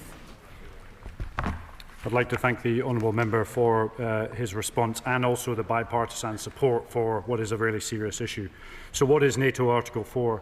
For clarity, Article 4 is a consultation mechanism. If an ally perceives its territorial integrity, its political independence or its security is threatened, it can invoke Article 4, and that's what Poland has done. Discussions would then take place in the North Atlantic Council, NATO's senior political body, of which the UK will absolutely and of course be involved. I mentioned early on in my speech the status of the attacks. Poland stated that the drones were part of a coordinated Russian attack on targets across the border in Ukraine, but that doesn't in any way, shape or form excuse those attacks. Those attacks are an unprecedented violation of Polish airspace and unprecedented scale. And then I would just like to confirm that I agree that the industrial collaboration we have with our allies and partners is absolutely essential as we move forward, as NATO moves forward, and as our partners and allies' relationships move forward, to make sure that we are prepared in any way, shape or form for an escalation or indeed an existential crisis should it come across us. We're doing a huge amount to lead our allies and partners with response to Ukraine. Just as we speak, the Secretary of State is with the E5. He is talking about the coalition, the willing. He's talked to Poland representatives already. And of course, we're leading the way in that coalition, its formation, its structure, and of course, how it's going to deploy, should it need to do so if peace ever comes to Ukraine. Derek Twigg. Thank you, Madam Deputy Speaker. Can I welcome the Minister's statement? Isn't it the case that this again is another example of what Russia really believes in, and that is complete annihilation of Ukraine? It doesn't care what collateral damage it does elsewhere, although I believe this was a deliberate move by the Russians in terms of sending drones across into Poland, and I welcome what the Polish response and the NATO response was. But isn't this an example of where really we need to be talking about ramping up support for Ukraine in terms of industrial cooperation, in terms of making sure they get more munitions, more equipment, quicker and better, and ramping up sanctions as well. I may add one final thing. I think we need to consider with the budget coming up how we ramp up and increase further defence expending ahead of the recent targets being set out. Minister Cairns. So I'd like to thank the honourable friend for his question and also his support for defence as a whole.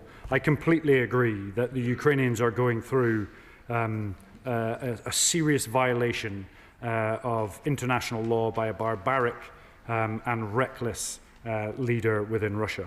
They are feeling and experiencing bombing, drone attacks, ballistic missile attacks, which you can't hear, subterfuge, sabotage, hostage taking, and huge, large-scale kidnapping of children. Air raids go off every night in Ukraine, reminiscent of World War II. The wailing of those sirens just alone have a psychological impact that will last long after any war finishes. So why and today is this happening? Well, it's because of Putin's barbaric, unprovoked, illegal invasion of a sovereign state. And we must continue to do the maximum amount to ensure that we support Ukraine and encourage their allies and partners. But we have done a significant amount. If you will recall the last UDCG, we did a 50-day drive to deliver more for Ukraine. 50 days on from that, We had 5 million rounds of munitions, 60,000 artillery shells, rockets, missiles, 2.5 thousand uncrewed systems, 30 vehicles, 200 electronic warfare and defence systems. And then on top of that, we had a 70 million plan to provide 350 air defence missiles, and then finally 150 million to provide air defence and artillery. We are at the leading edge. We have been for a long time in supporting Ukraine, and we will continue to do so long into the future. I call the Liberal Democrat spokesperson, Helen Maguire. Thank you, Madam Deputy Speaker. Overnight, Poland faced down an unprecedented violation of NATO and Polish airspace. The latest act of belligerence by a Russian dictator hell-bent on recreating the Russian Empire. This is a stark reminder that history cannot repeat itself. These drones were part of Russia's latest large-scale assault on Ukraine, where 450 drones were launched. And we thank the Polish Air Force for protecting the NATO alliance, and we stand with our allies. No matter what President Trump believes, it's clear that Putin is not stopping. And he is not considering peace, he is testing NATO's limits. A line has been crossed, and we must collectively stand up to this aggression. This government must take tangible action, so will the Minister take forward the Liberal Democrat proposals to end the import of products processed from Russian oil in third countries, stop UK companies shipping or ensuring Russian liquefied natural gas, and push for a further cut to the oil price cap? As Tusk said this morning, actions speak louder than words. The strongest action that we could take would be to seize the frozen Russian assets across the UK, so will the Minister commit to doing that today? Yes, Mr Cairns. I'd like to thank the honourable member for her contribution and, of course, her support for defence. I think she brought up a really valuable point, that those that don't read history are doomed to repeat it.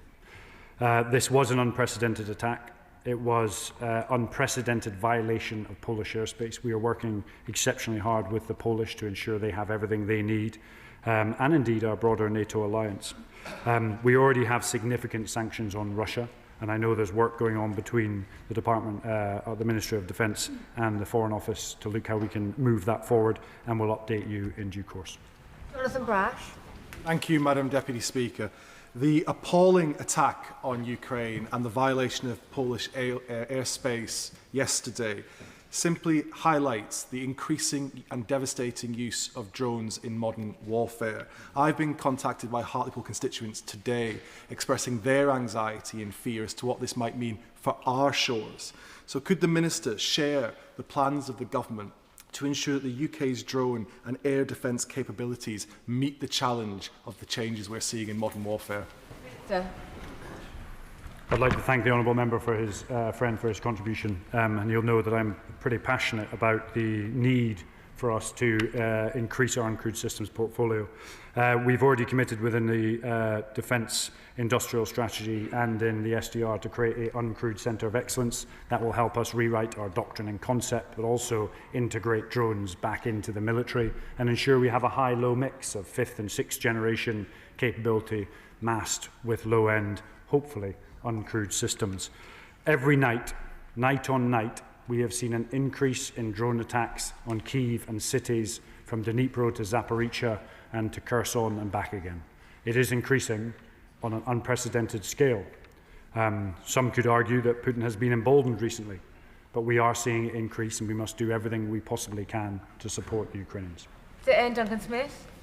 Mr. Speaker, I recommend the honourable gentleman's statement just now and about our support for Poland. Of course, we have to support Poland, and it's quite right that we should do so. But I'd like to return him to the main issue here, which is Russia's intense bombing attacks on Ukraine. I recently came back from Ukraine, and you could, every night in Kyiv and Lviv and the other towns, people are being killed by this brute. So the question really remains for us, this is just an example of what is going on across the border at a greater scale. So I ask the government, have they really made overtures to the US president to say the time is over for these constant statements that we may do something, we will do something, we will do some sanctions? Surely now we have to get the US to massively up the level of sanctions, which is what Russia fears. Also, European nations have now got to be told you cannot buy any more oil or gas that has been run through India or wherever. That has to stop. We have to make that work, and we have to make sure that at the end of it all, that Russia now pays a penalty right now, and understand it. And will the British government please take this opportunity when the President comes over? Enough is enough. Please act and get this thing done. Minister. So I'd like to thank the Right Honourable Member for his contribution and his stalwart support both on defence issues and issues of foreign affairs. Our sanctions programme has been pretty impressive to date, and I can almost guarantee that when the US comes over, there will be discussions on a whole range of topics, of which Ukraine will probably be central to it, alongside other issues within the UK. Imposing a penalty on Russia is exactly what we have done, and actually Bipartisan, when the last government was in, led the way on. We led the way on equipment into Ukraine, and we are continuing to do that. We've seen a huge uplift in the amount of resources going into Ukraine, both financially and, of course, weapons, but importantly, industrial build across Europe. And that's not just in the UK, that's across all of our European nations, because industry is required to maintain the pace, the scale of this conflict, which I think have caught people out in the past. Clive Betts. Thank you, Madam Deputy Speaker. Could I follow on the question from the Right Honourable Gentleman? The reality is that Putin's got emboldened, hasn't he, since he met President Trump? No longer is the pressure for an immediate ceasefire, only we'll get to a long-term, distant peace arrangement, which is not going to happen, as we all know. And the threat of further sanctions from the US, which he was really frightened about, has now apparently been taken off the table. So when President Trump comes over here, can my honourable friend engage with our colleagues in the Foreign Office to try and put pressure on President Trump to say we should recognise that the one thing that can be done now to get President Putin to back off and properly look at a ceasefire is further sanctions from the US to marry those that ourselves and European colleagues have put on? Minister. I would like to thank the honourable friend for his contribution, and that's three different people that have talked about sanctions, so it absolutely has sunk in, and we will discuss this with our cross-government colleagues in due course. I would not underestimate the ability of the Americans to act. It's down to the American people and American government to decide so, but I wouldn't underestimate it over the short, medium or long term. And I think one of the key points we have here, by having a US visit of such a level, gives us the opportunity to discuss these issues in person and really highlight what's important to us. And it talks to the importance of being in the tent to have these discussions, both as a government and everybody and every party in this wonderful place. Mark Pritchard. Thank you, Madam Deputy Speaker. Let's be clear, it's no accidental violation of NATO's airspace, of course Poland's airspace, but as NATO members, one could argue it's actually a violation of our own airspace. And is it not clear that Russia is testing NATO's resolve, and Putin will ruthlessly exploit any real or perceived diplomatic, military or political weakness? And I get the Minister's point on calibration and proportionality. I get that. But what does a robust response mean?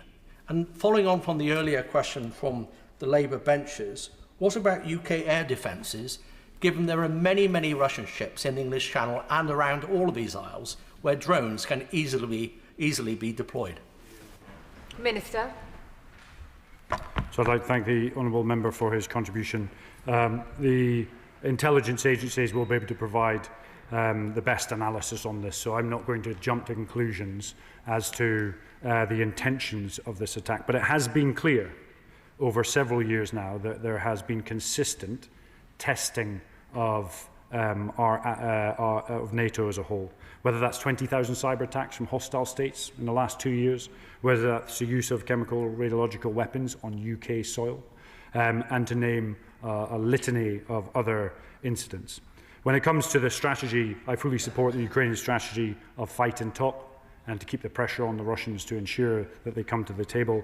And I fully support a US-led peace process, but it must be central to the Ukrainians' view, and they must lead it from their perspective. Oliver Ryan, after which I will call Steve Darling. Oliver Ryan. Thank you, Madam Deputy Speaker. I'm glad to hear the Minister's resolve and indeed the whole House's united condemnation and shock at these outrageous attacks. The UK must stand firm for NATO, with Poland and Europe, and increase our support actually for Ukraine and neighbours including Estonia, Latvia, Finland, Lithuania and elsewhere. What steps has the Minister taken, I think following on from the question before, to review our own defences in light of recent events? Minister. So, first of all, we are fully in support of our NATO allies and also, of course, our Baltic allies. The last time Article 4 was invoked was 2022, and that was by many of our Baltic allies, and that was on the invasion of Ukraine. It's been invoked 8 times, and the most recent one, obviously, this morning. When we talk about air defence, I'm not going to give the details of our operational capabilities here, but we have a suite of capabilities.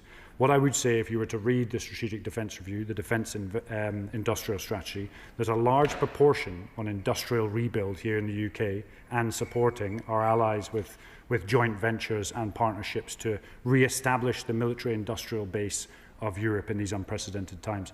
Central to that will be air defence. Steve Darling. Thank you, Madam Deputy Speaker. I understand that Ukraine holds approximately 190 billion frozen Russian assets. Press reports today suggest that they are showing a level of flexibility in their stance of releasing them as long as they get some legal guarantees from the European Union around risks that they may face. Is the government supporting the European Union to unlock this opportunity that could help support efforts in Ukraine? Minister.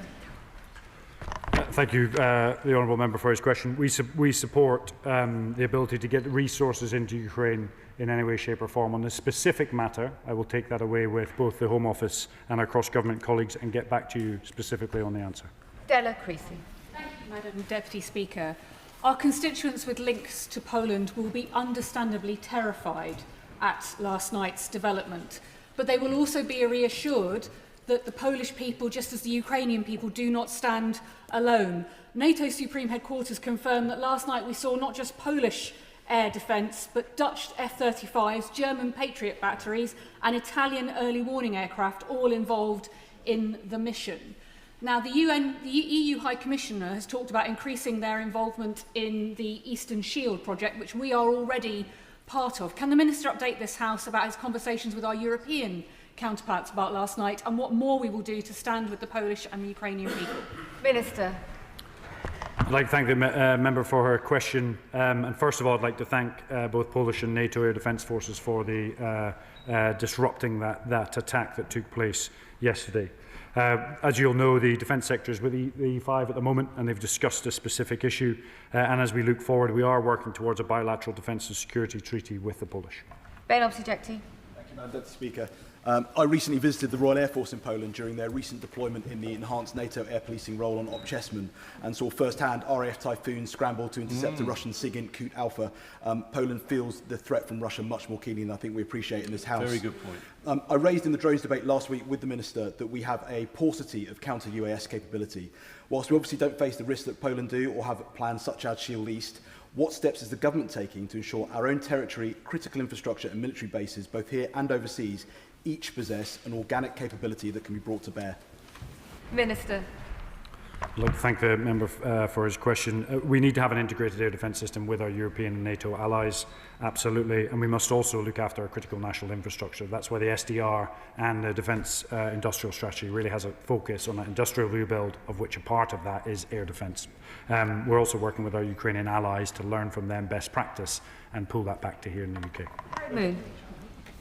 Whereas, Madam Deputy Speaker, the shocking escalation of hostilities by Russia is not only a deliberately provocative act, but threatens all NATO states. An ironclad response is now required. Will the Ministry, with NATO partners, be unequivocally reminding Russian and Belarusian counterparts of NATO Article 5 and that an attack on Poland is an attack on all NATO partners, including the United Kingdom? Minister. So we will absolutely do that. It's worth noting Article 4 and Article 5 are not linked, but nevertheless, we will be going all out to remind all of our allies and partners of the severity of this situation and, of course, the continuing barbaric nature of Putin's invasion of Ukraine. Charlie Maynard.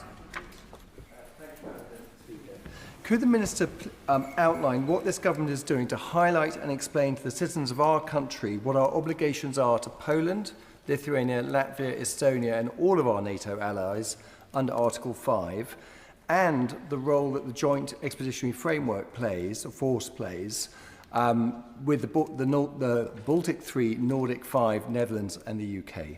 Thank you. Minister. I think the member brings up a really important point. One of the biggest impacts to cost of living across this country is the war with Ukraine and Russia. It's having a second, third order effect that affects everyone in the country. I think it's really worthwhile reminding our citizens of that. That if Article 5 were being enacted, that we would have an obligation to defend. And that is so important when we look at focusing on our foreign policy and where we need to prioritise our resource. John Slinger. Thank you, Madam Deputy Speaker. The UK and Poland have a very close defence and security relationship, and they are one of our most important European allies. So what plans does the Minister have to strengthen this relationship and that with our other allies? And does he agree that we need to do all we can to calmly make clear to our population here that the defence of the free world is being tested and that we all need collectively to be resolute in our response? Minister. I'd like to thank my honourable friend for the question. For 24 years in the military, I've never seen it so fractious or fragile as it is, particularly today.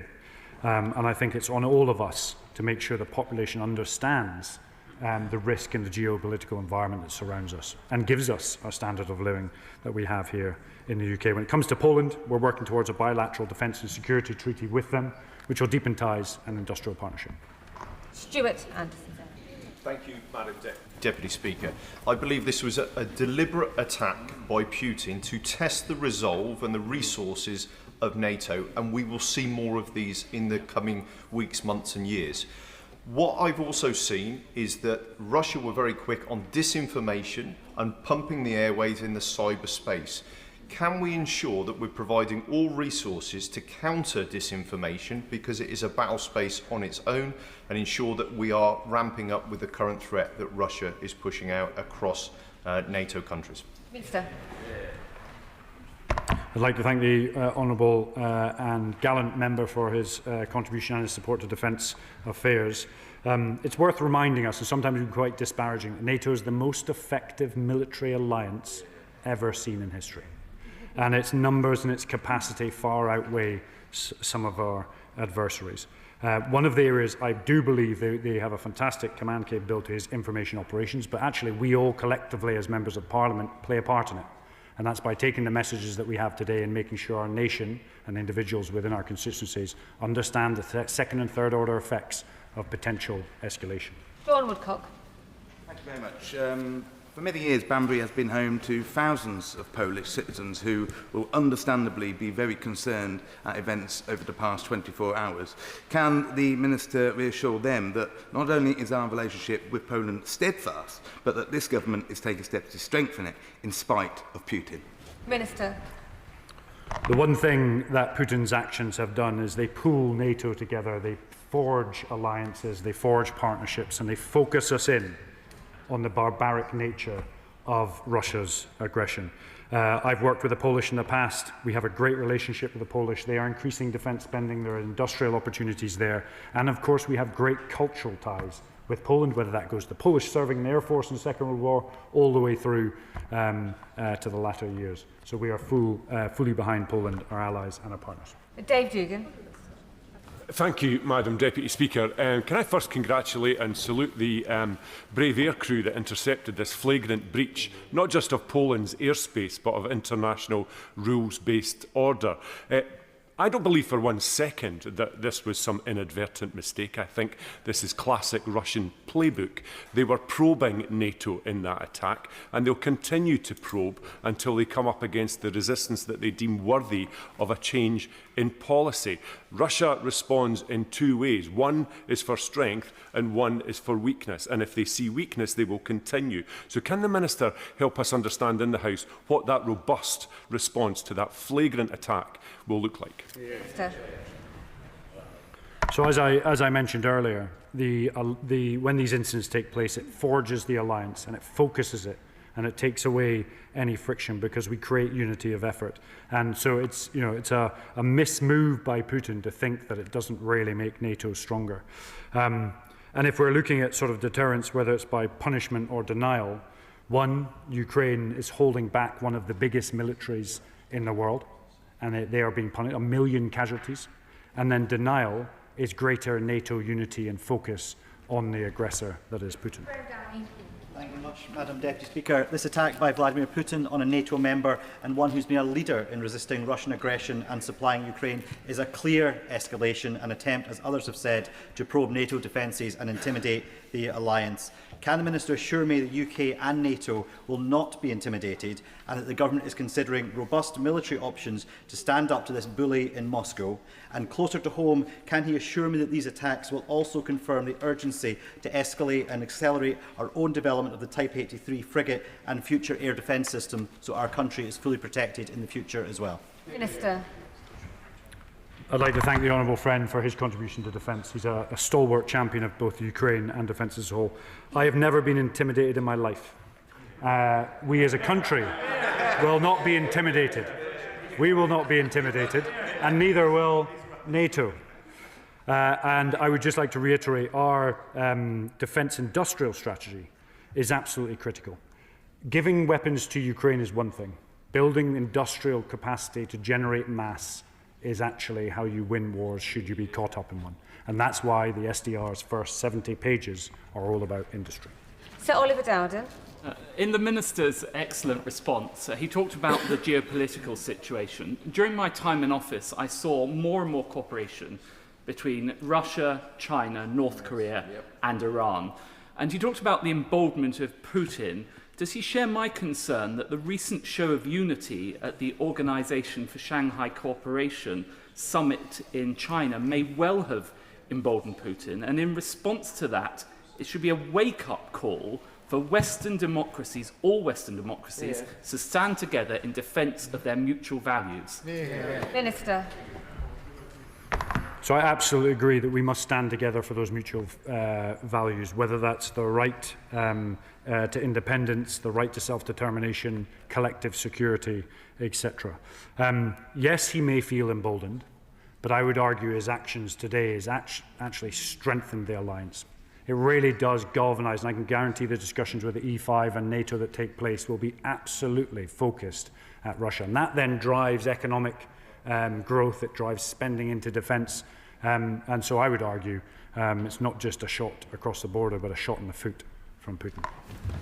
Mr Naish, if you are finally comfortable in the chamber, you seem to have bounced around every seat on the back row. Are you ready to ask a question? James Naish. I apologise for moving.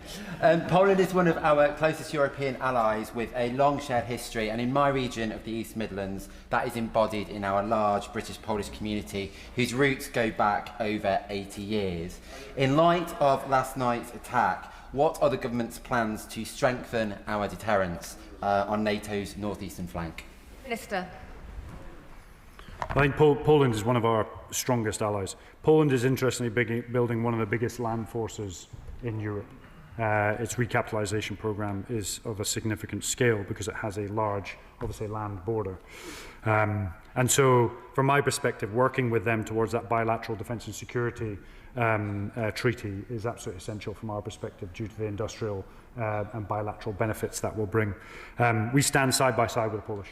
No questions, no doubts. And we stand absolutely at the centre of NATO defence policy. Manuela Petgala. Thank you, Madam Deputy Speaker. In my constituency of Stratford-on-Avon, we also have a large Polish community who have been alarmed to see Russian drones violating Polish airspace. We all know that if Ukraine were to fall to Putin's aggression, Poland would be next in his sights. How is the government intending to support Poland in defending its sovereignty, and what steps is the government taking to strengthen our own security? Minister. I'd like to thank the honourable member for her contribution and thank the Polish members of our constituency for supporting Poland during these times. We have a multitude of different capabilities we've had in Poland that have rotated through. For example, as mentioned by the opposite benches, was our NATO-enhanced joint air policing, which just stopped a couple of months ago and was rotated around. We also have a light cavalry squadron there working with the Polish and the US as well. But they are also a central pillar to the coalition, the willing, as we move forward. So everything is done by, with and alongside our Polish allies. Jacob Collier.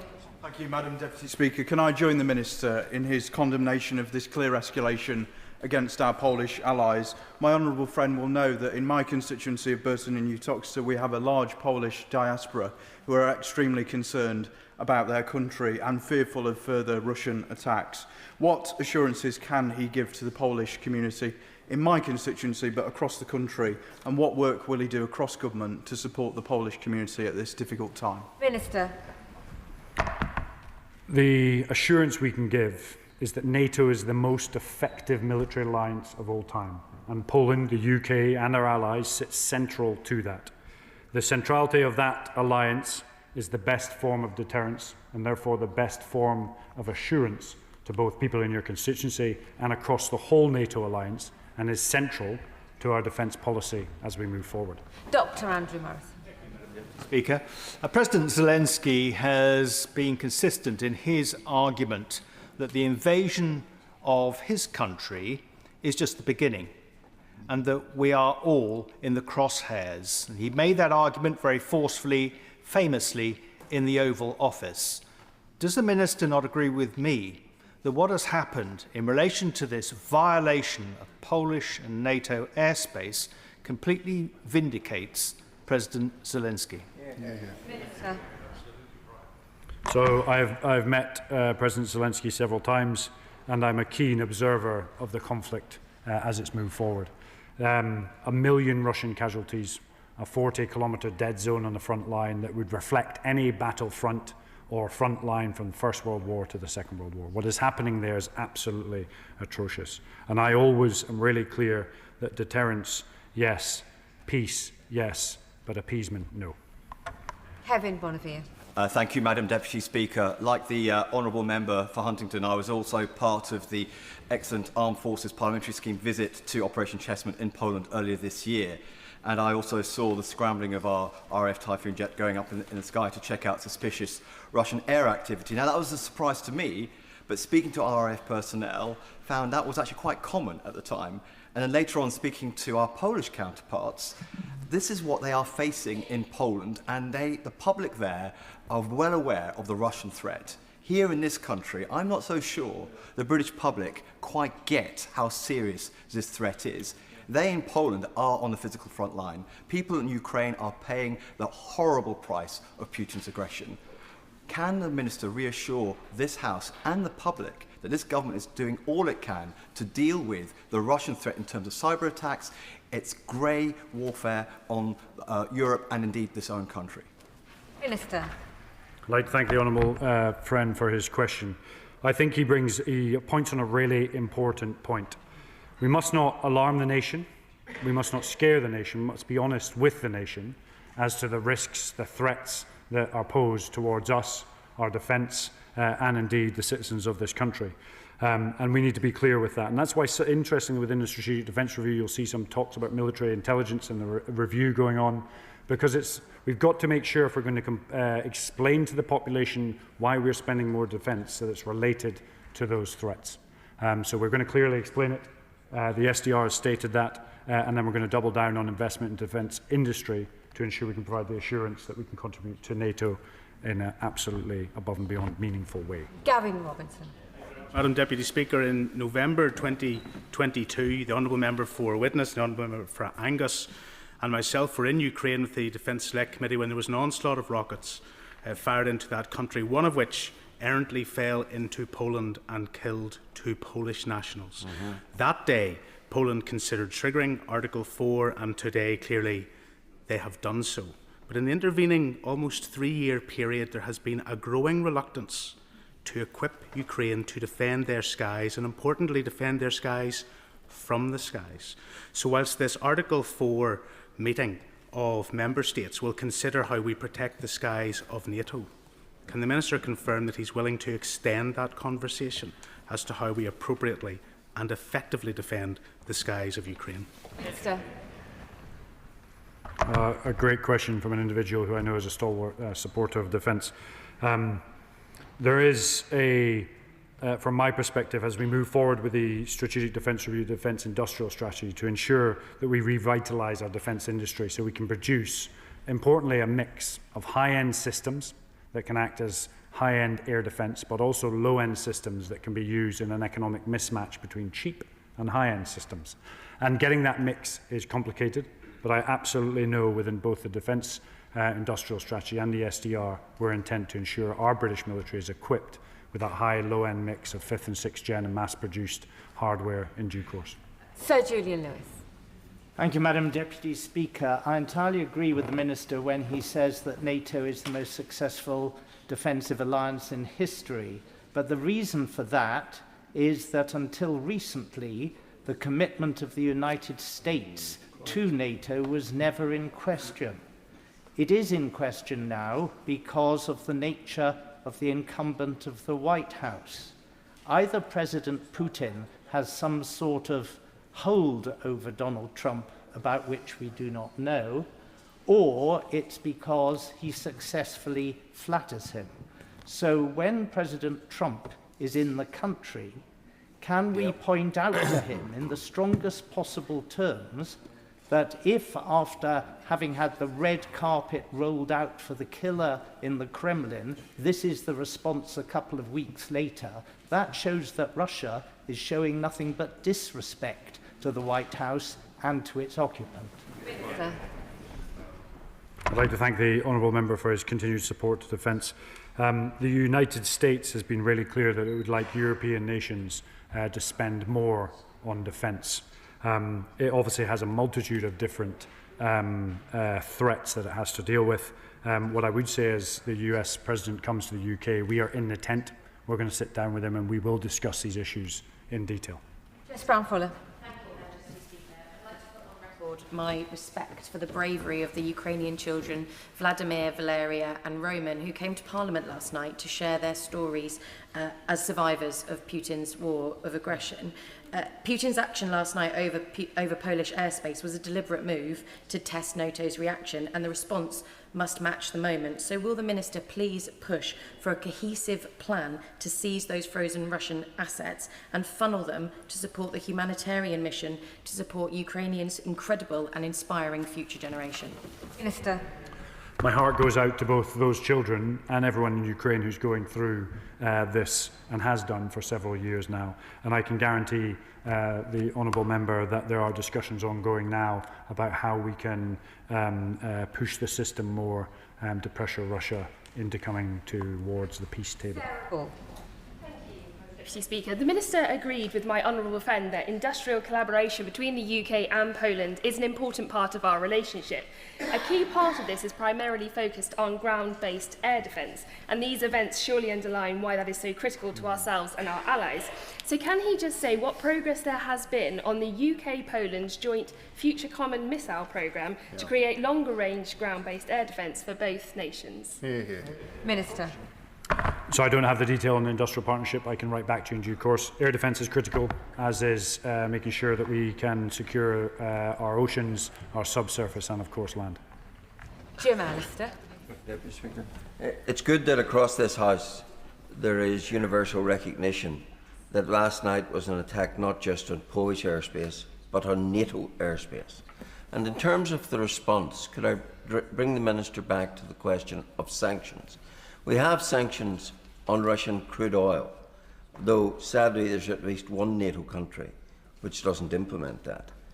But in terms of refined oil, are we not in this country importing considerable quantities of Russian crude oil refined down. And in the recent trade deal with India, was there any attempt to put any restraint upon that? On the latter point, I will engage my cross-government colleagues and look into the detail. What I would say is putting pressure on Russia is absolutely our priority to bring him to the peace table in due course, and we're working exceptionally hard to deliver that. James McCleary. The Minister was quite right to describe this violation of Polish airspace as unprecedented, but I'm sure you'd agree it's not isolated. In fact, it represents the latest escalation in Russia's campaign of attacks on Central and Eastern European NATO allies. Just last year, shopping centres in Vilnius and Warsaw were set on fire, and the leaders of those countries pointed the finger very firmly at Russian military intelligence. Just last week, a jet carrying the President of the European Union suffered a cyber attack which was initiated by Russia. They're clearly not deterred by the current measures in place. So as a leading military power in Europe and in NATO, could the Minister outline to me what we can do to enhance and reinforce the capabilities of our NATO allies who are on the front line of this confrontation with Russia? Minister. I can tell the honourable member we're doing that right now. The Defence Industrial Strategy, the Strategic Defence Review, Industrial Rebuild will ensure that we have the right arms and enough of them to reinforce the deterrence and, if called to, fight and win. Thank you very much, Madam Deputy Speaker. Russian drones over Poland suggest that Putin is testing NATO's resolve to support its members. Can the Minister push the Prime Minister to urge President Trump and the members of the G7 to produce a cohesive plan to seize the $300 billion in frozen Russian assets held in their countries and funnel this money to the Ukraine front line? That money would then transform Zelensky's efforts to repel Putin's illegal war machine. Will the government commit to doing this? Minister. The United States is one of our most critical allies, and when the President of the United States visits the UK, there will be a multitude of different discussions, particularly focused on Ukraine, European security, and of course NATO. Adam Dance. Thank you, Madam Deputy Speaker. Does the Minister agree that we need to take stronger steps to deter Putin, and that starts with seizing billions in frozen Russian assets across the UK and using them to support Ukraine in its fight against Russia, because Putin has showed if you give him an inch, he'll take a mile? Minister. As mentioned previously, we've got to continue to push and pressure Putin to bring him to the peace table, and that contains a whole suite of different capabilities, whether that's providing arms to Ukraine all the way through to sanctions, and we'll continue to do so. Richard Ford. Thank you, Madam Deputy Speaker. The Russian drones over Poland were tracked by Polish aircraft, but also by Dutch aircraft that are stationed in Poland. And it reminds us that 4 years ago, Putin sought a rollback in NATO deployments from Central and Eastern Europe. In 2021, Russia demanded outrageously that NATO allies deploy no forces in countries that joined the alliance after 1997. Does the Minister agree that had the US acceded to those demands, we might be seeing devastating consequences in Poland today? Minister. So interesting when we talk about deterrence, there are huge multinational NATO exercises that take place every year. I myself was the Chief of Staff of the Carrier Strike Group on 2021, the date you mentioned, which was cold response, which is the biggest naval exercise in several years to the High North. We demonstrate to Russia on multiple different occasions how effective the NATO alliance is, and if called to, how it will fight and win. Van Merlo. Madam Deputy Speaker, may I give my thanks to the Polish and Dutch air crews who were involved in the defence of Poland's airspace last night. The seats in their jets may have been manufactured and tested in my constituency on Chargrove Airfield, but that airfield could be demolished thanks to proposals by Homes England to build a new town there. Will he meet with me to address urgently this threat to the UK national security? Yes. Final question, Jim Shannon. Thank you, Madam Deputy Speaker. Can I congratulate the Honourable and gallant Minister for his elevation, well deserved. Also congratulate him on his comments and says he will not be intimidated.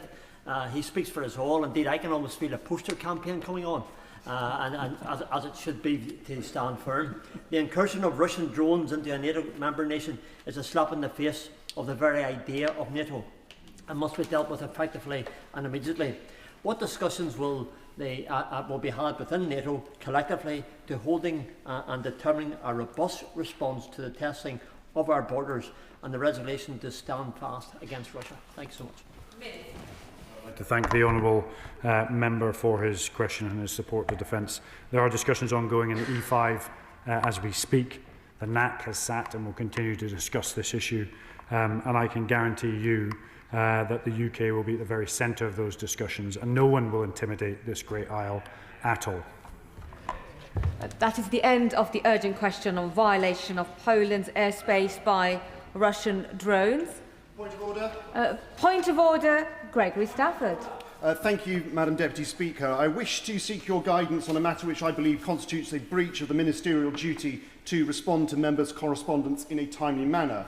On the 28th of November last year, I wrote to the now former Secretary of State for Science, Innovation and Technology to raise concerns about the absence of legislation requiring service providers to give residents notice before installing large cables on their properties.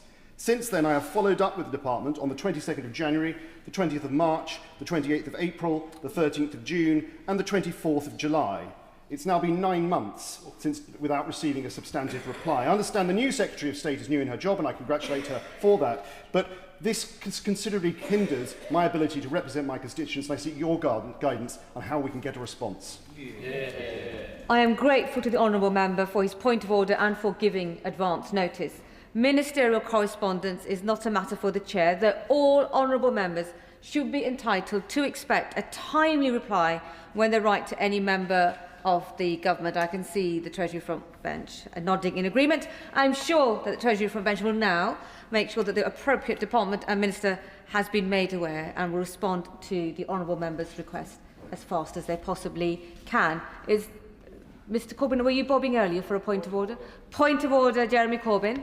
Thank you, Madam Deputy Speaker. I wish on a point of order to raise an apology to the House for inadvertently misleading the House yesterday during the debate on the Chagos Islands Bill, in which in relationship with David Snoxall, who was the then High Commissioner to Mauritius, in which I said the latter's presence on David Snoxall, pressure on David Snoxall was enormous. He once went to the extent of locking him in his office until they had a proper meeting. I now have checked this with Mr Snoxall and I made a mistake there. The background facts are that in early November 2000, David Snoxall asked Olivier Bancoul and his committee to come and see him so that they could discuss with them the High Court judgment allowing them to return to the outer islands, and that was a perfectly friendly meeting. And then he goes on to say, I had several meetings over the next 4 years with Mr Bancoul and his committee members, and although Olivier regarded me as not on his side and occasionally denounced me in the press, he never locked me in my office. So I wanted the record to be corrected so that all can be satisfied that the truth has been told. Thank you, Madam Deputy Speaker. Well, I thank the right honourable member for giving notice of his point of order. I also thank him for correcting in so much detail the record at, of course, the earliest opportunity. No. I will let the front benches very quickly shuffle over before we get to the next set of business. To the presentation of bills, Secretary Yvette Cooper. Biodiversity Beyond National Jurisdiction Bill. Second reading what day? Tomorrow. Tomorrow.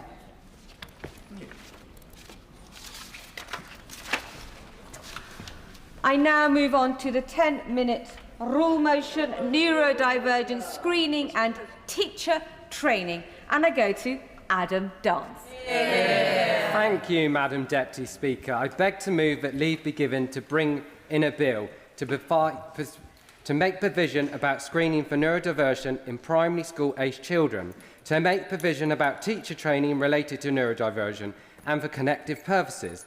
I'd like to thank honourable members across this House for their support and thank the right honourable former member for West Suffolk for bringing forward similar bills in the past. School for me was hard, that's putting it lightly. Dyslexia meant that reading and writing was challenging. Words seemed to float all over the page. In fact, they're doing so right now. So please bear with me through this speech. I'm likely to make some mistakes. ADHD meant that concentrating was a nightmare, with the slightest thing pulling my attention away. I believed that school wasn't for me. I fell behind, I was bullied, and I certainly acted out. I'm not alone in this. Since I started campaigning, I've heard from so many people who struggle, from constituents to celebrities like Jamie Oliver, who is a great advocate in this area. I wish I could share them all today, but we would be here for many days. Around 1 in 7 people in the UK has what we might call neurodivergence. It is a non-medical umbrella term describing the ways people's brains may develop or work differently from the norm. In some ways, we are all neurodivergent to a greater or lesser extent. Neurodivergence is not a weakness, or a condition, or a flaw. I want to make that crystal clear. But in other ways, it's a superpower, and you can do anything you want with the right support. I definitely have with what I've done today. We are problem solvers, critical thinkers, and fantastic curators. But with these strengths comes challenges like reading, writing, social skills, or maths. This does not mean there is anything wrong with you. It just means you learn and understand things differently and might need to be supported in different ways from others. I was lucky at school. I was identified, and I got the support I needed. That is why I'm standing here today. That support gave me the confidence and the fight for what I believe in. Getting into politics and into this place was certainly not on my agenda at school, but I feel I have to do all I can to make sure everyone in communities like Yeovil and beyond get the help I had in school or better.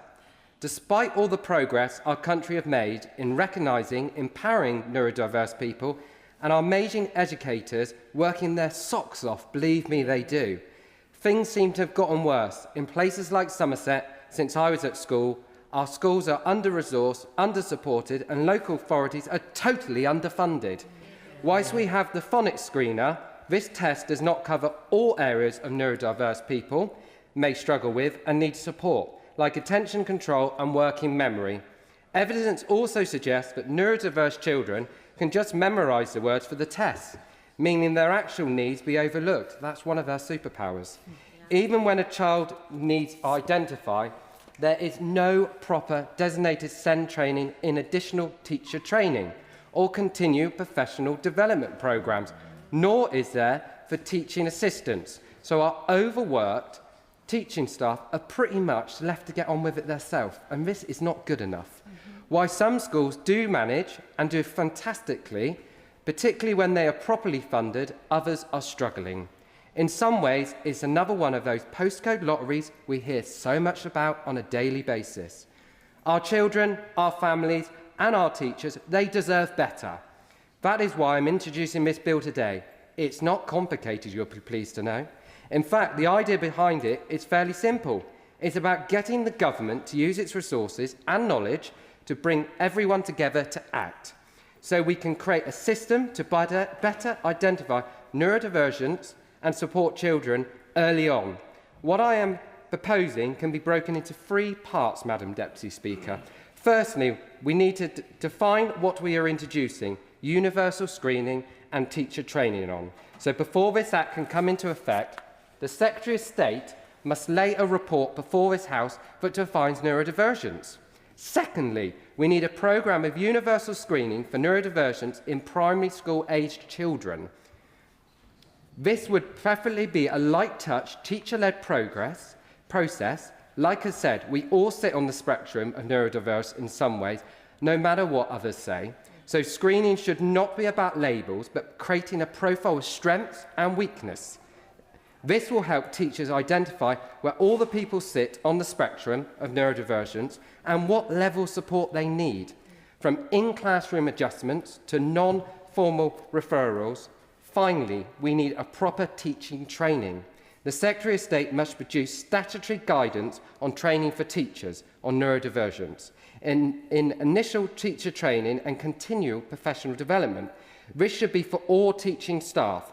This training should provide teaching staff with a clear understanding of neurodivergence, knowledge of how it presents differently in different people, and the tools and resources to support pupils. I do not want Mr. Bill to be about forcing labels on young people. That won't help. Again, it is about helping teachers identify all their pupils' strengths and weaknesses. It is not about forcing costly screeners on schools either, the government will be pleased to know. While I'm not set out a preference, the Universal Classroom have worked with teachers to create a universal screener that will be free. So this won't break the bank.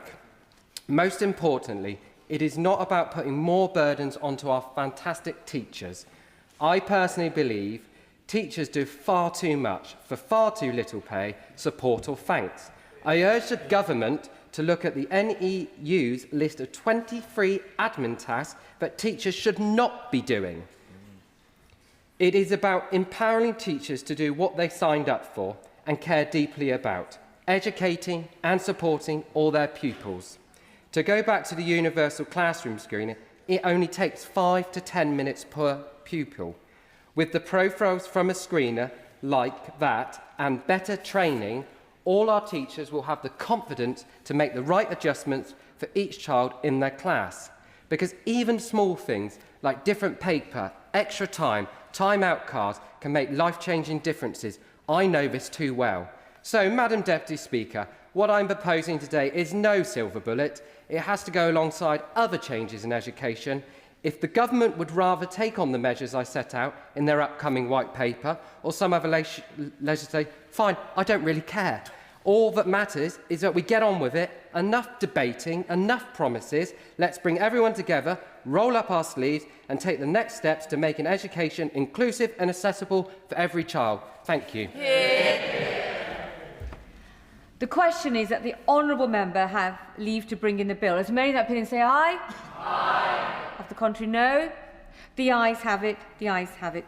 Who will prepare and bring in the bill? Thank you, Madam Deputy Speaker. Tessa Munt, Ed Davey, Munira Wilson, James McCleary, Freddie Van Manello, Ian Room, Anne Davies, Clive Jones, Lewis Cocking, Juliet Campbell, Vicky Slade and myself. Adam Dance.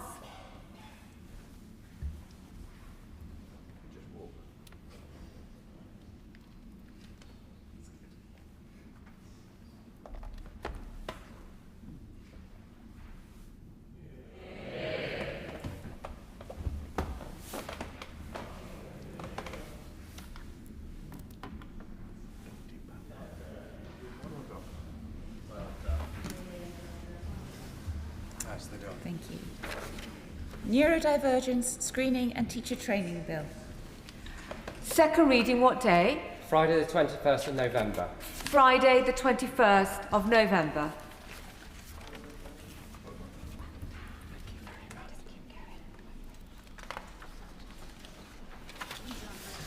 Right, if the front benches want to shuffle over once more.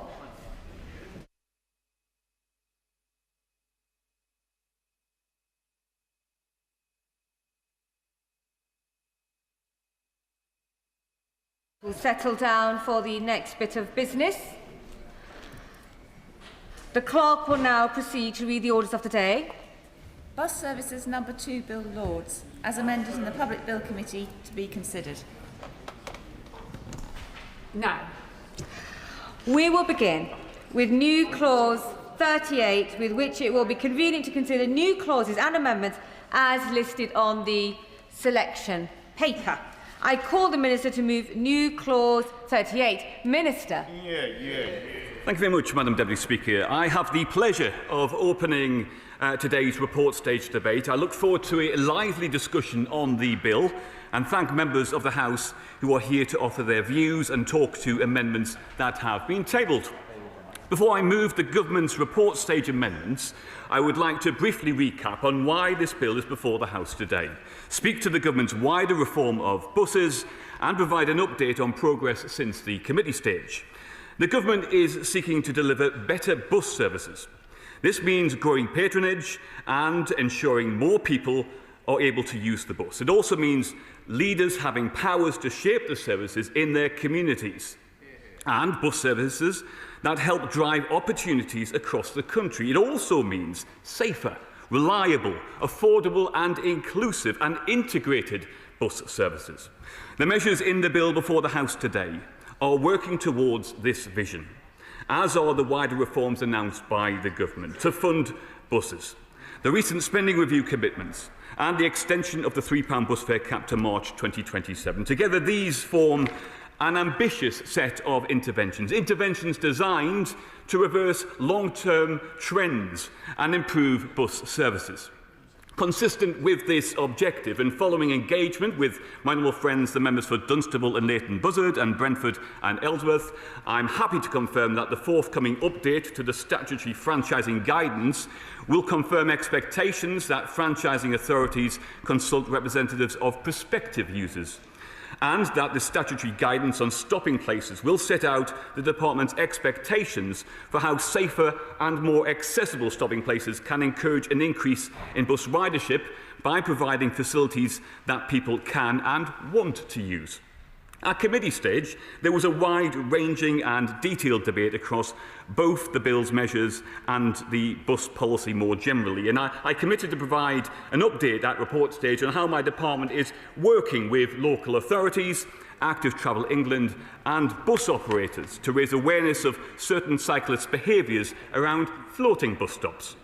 Active Travel England will share materials with councils to promote awareness of the requirement for people cycling to give way to bus passengers at crossing points. This is alongside existing guidance for how to engage communities and design safe and accessible walking, wheeling and cycling infrastructure.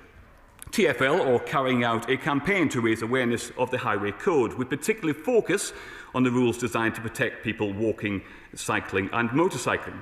The campaign highlights 5 key rules which protect at-risk road users and where there is poor compliance and understanding of the rules, including some of the rules which were updated in 2022. This includes materials designed to remind road users, particularly cyclists, to give way at crossings at bus stops.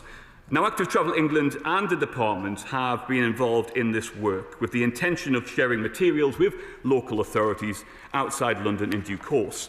Furthermore, at committee stage, I set out that my department will ask local authorities to undertake an audit of existing sites alongside setting out to them our expectation on a pause. Active Travel England's additional research includes a national audit of floating bus stops, and I would advise authorities to work with them in a collaborative way on this so that we can gain a really accurate picture of where floating bus stops are in use and what type, and therefore ensure future guidance is comprehensive.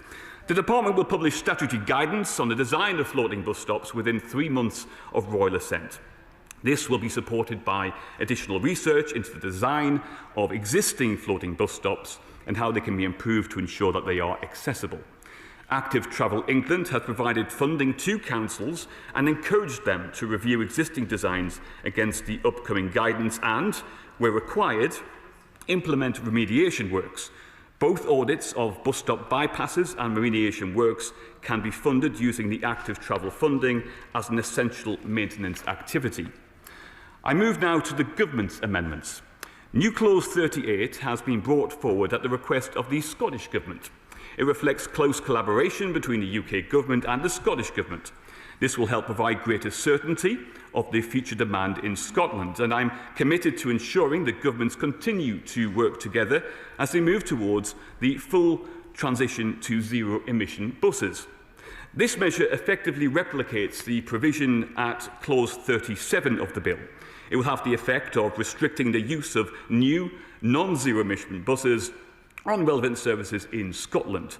Powers provided to Scottish ministers under Clause 38 are analogous to those given to the Secretary of State under Clause 37 of the bill. Amendments 45 to 50 are consequential amendments that are minor and technical in nature or related to making transitional or saving provisions. This measure requires legislative consent from the Scottish Parliament and, if necessary, the Government will return with an update during ping-pong. I now move to Amendment 53. This is a technical amendment which provides a clarification on the franchising variation procedure in the bill's schedule.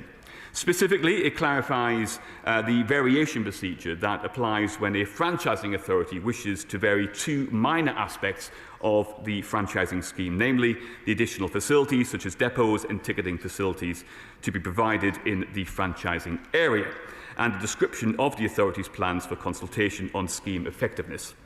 This will help give franchising authorities clarity on the process and ensure that relevant parties are consulted on such changes.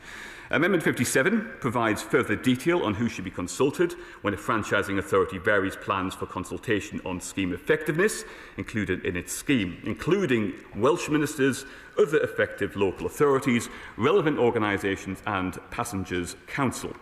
Amendments 31 to 34, 51 to 52 and 54 to 56 are minor and technical amendments to remove unnecessary wording. The final set of government amendments are numbered 35 to 45. These are minor and technical amendments that remove data protection overrides which were previously inserted into the bill. These overrides are actually no longer necessary as the Data Use and Access Act of 2025 received royal assent on the 19th of June 2025, and these matters are now covered automatically by virtue of that legislation. I beg to move. Zero emission vehicles for local services in Scotland. The question is that new clause 38 be read a second time, and I call the Shadow Minister. Jerome, are we nodding? Jerome Mayhew, you all right? Yeah, I'm very happy to go. I'm slightly surprised to be called so early in the debate, but I'm delighted to be done so. Look, this is going to be an interesting debate. I'm delighted that there's so much interest from the backbenches. But it's interesting to note, Madam Deputy Speaker, that this is a bill that is primarily focused on process rather than on passengers. And I was trying to work out why that was, and I came to the conclusion that it's in fact steeped in Labour's political ideology. The ideology that the state is better at running things than private businesses, coupled, linked, but with a separate issue, that they have a deep suspicion of the profit motive. And it harks back in some of its clauses, which we'll come on to in a moment, back to the 1960s, back to municipal bus companies after the Second World War. This feels like it's the happy place of the Labour Party. Yeah, I'll happily give way. I thank the Shadow Minister for giving way, and I welcome him to his place. My question is just regards his comments on profitability. Part of the challenge we found in Essex is that routes that were considered not profitable were being cut, which meant rural communities were feeling isolated. So it's just a question that would he recognise that just a bus service that's purely based around profitability means that those services can be lost, and that is an issue. The Honourable Member for his intervention. He's quite right, of course. I'm not suggesting that it should only be for profit, as he will know that in Essex he has an enhanced partnership agreement with Essex County Council, where they have a relationship with for-profit providers, but they also go on to pay extra in negotiation for social journeys as well. And he will note also that Essex has had more growth in its passenger numbers than any of the franchise operations, and in particular more passenger growth than the B network in Greater Manchester, the organisation that this proposed legislation, largely seeks to replicate. So we've got a deep suspicion of the profit motive, and it focuses on process, ignoring the real purpose of this legislation, what the real purpose should be. Now, the House of Lords, Madam Deputy Speaker, identified this lacuna in the drafting and rectified it with a purpose clause to make sure, which was then clause 1 when it went into committee stage, that we should improve, that the act should be to improve the performance, accessibility and quality of bus passenger services in Great Britain. And it wasn't a particularly high test, it wasn't particularly onerous, because the Secretary of State merely had to have regard to those objectives.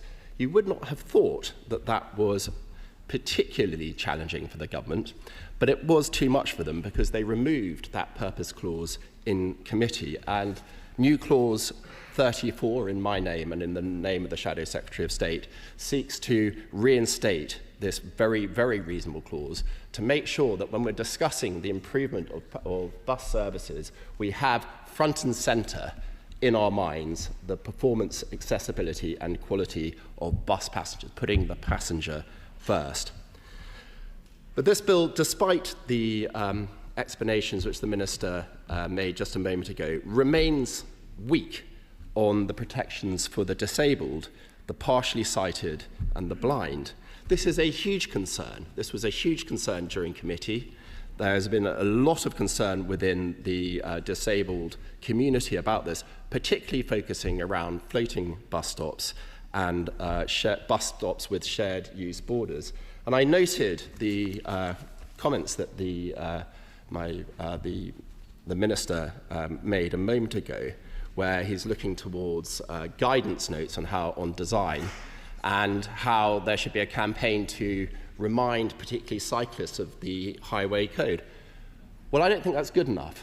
I don't think there is a design tweak that you can make to a floating bus stop which will provide partially sighted and blind users with the security that they richly deserve when using bus services, and an educational campaign to remind cyclists of their duties under the highway code, whilst no doubt it won't do any harm, and I suggest they do it, it's not going to be the solution in its own right. So these are warm words from the Minister, both in committee and today, but we actually need action. A new clause 28 would give the government 6 months to prepare proposals to prohibit the creation of new floating bus stops. The government, they appear to be deaf to the blind and not prepared to take action on this, effective action on this point. They're also, I'm sorry to say, Madam Deputy Speaker, being weak on the protections for bus passengers more generally. We want legislation that puts bus users first, both on accessibility, which I've mentioned already, but also to be protected against antisocial behaviour. We're not asking much. We're just asking that the legislation affords to bus users the same protections which rail passengers already benefit from. And the government has an opportunity to support these objectives, and I hope that later today the Minister will acknowledge that this is the direction that he should be taking the government in. I will give way. Well, gentlemen, for giving way and for drawing attention to the need to provide for disabled bus users. Would the honourable gentleman also agree with the amendment that I put forward, which would require local authorities seeking a franchise to take into account and to consult with people with special educational needs and the groups that represent them? I'm grateful for the intervention. The Honourable Lady will know from her reading of Hansard during the committee stage the time and effort that the official opposition put into supporting the aspirations of increased accessibility right across both the disability range but also special educational needs. So I'm very supportive in principle to the aims that her amendment is putting forward. Now, that's on accessibility, Madam Deputy Speaker, but what about pricing? What about increasing bus usage? Because we know from the experience of operating bus services over the last decades that price is one of the biggest factors affecting use, affecting patronage. Now, the Conservatives of the last administration put forward a £2 bus fare cap. Wow. And it was enormously successful. It was hugely popular, apart from anything else, but it was also aided. It also aided the recovery from COVID, getting people back out and about, and it was particularly useful for younger passengers to get back and to build their confidence and to get back on the road to recovery. And it was a manifesto commitment in the run-up to the last election that the Conservatives, had we been re-elected, would have continued it, £2 bus fare cap, for the duration of this Parliament. And what was the act of Labour? What was their response to this? The first act of Labour on coming into power was to put the price up by 50% from £2 to £3. And to accompany it, there was a perverse claim that this was actually a price cut. Now, you don't need to be an economist at the Bank of England. You don't even need to be from the accounts department to work that one out. Just your experience in the complaints, customer complaints, would have been enough to see that a price rise from £2 to £3 is exactly that, a rise and not a cut, and I will be very happy to give way. Well, I thank the honourable gentleman for giving way, and I tell you what kind of cut is unacceptable. In my own consistency... Order. Please be seated. I should only have to say order once. You just said the word you. So, let's restart that intervention. We should be short. My apologies. Thank you, Madam Deputy Speaker. Would he agree with me that... would the honourable gentleman agree with me that the only cut that really is unacceptable is in my constituency we saw 53% of our buses in my constituency alone being cut under the government, the Conservative government. Holding people back. I'm grateful for the intervention. It doesn't take away from the overarching point that Labour has increased bus fares by 50% and described it as a price cut, which was disingenuous in the extreme. So we need to understand the impact of that decision by Labour. What's the impact of that price rise on ridership, particularly on social accessibility? Because that understanding, I will in a moment, but I just want to make this point, that understanding informs behaviour, it informs good policy in the future. But the government has got its head in the sand. Amendment 23, also in my name, requires the Secretary of State to conduct an assessment of the impact of ending the £2 bus fare cap on passengers' ability to access socially necessary local services. Now this, I will in a second, I just want to make this point, and then I will come back to both of you if you still wish me to. Now that clause was initially inserted in the other place with wide support from a number of parties. But again, Madam Deputy Speaker, the government decided to remove that challenge from the drafting of this bill at committee stage. They need to own the consequences of their decisions.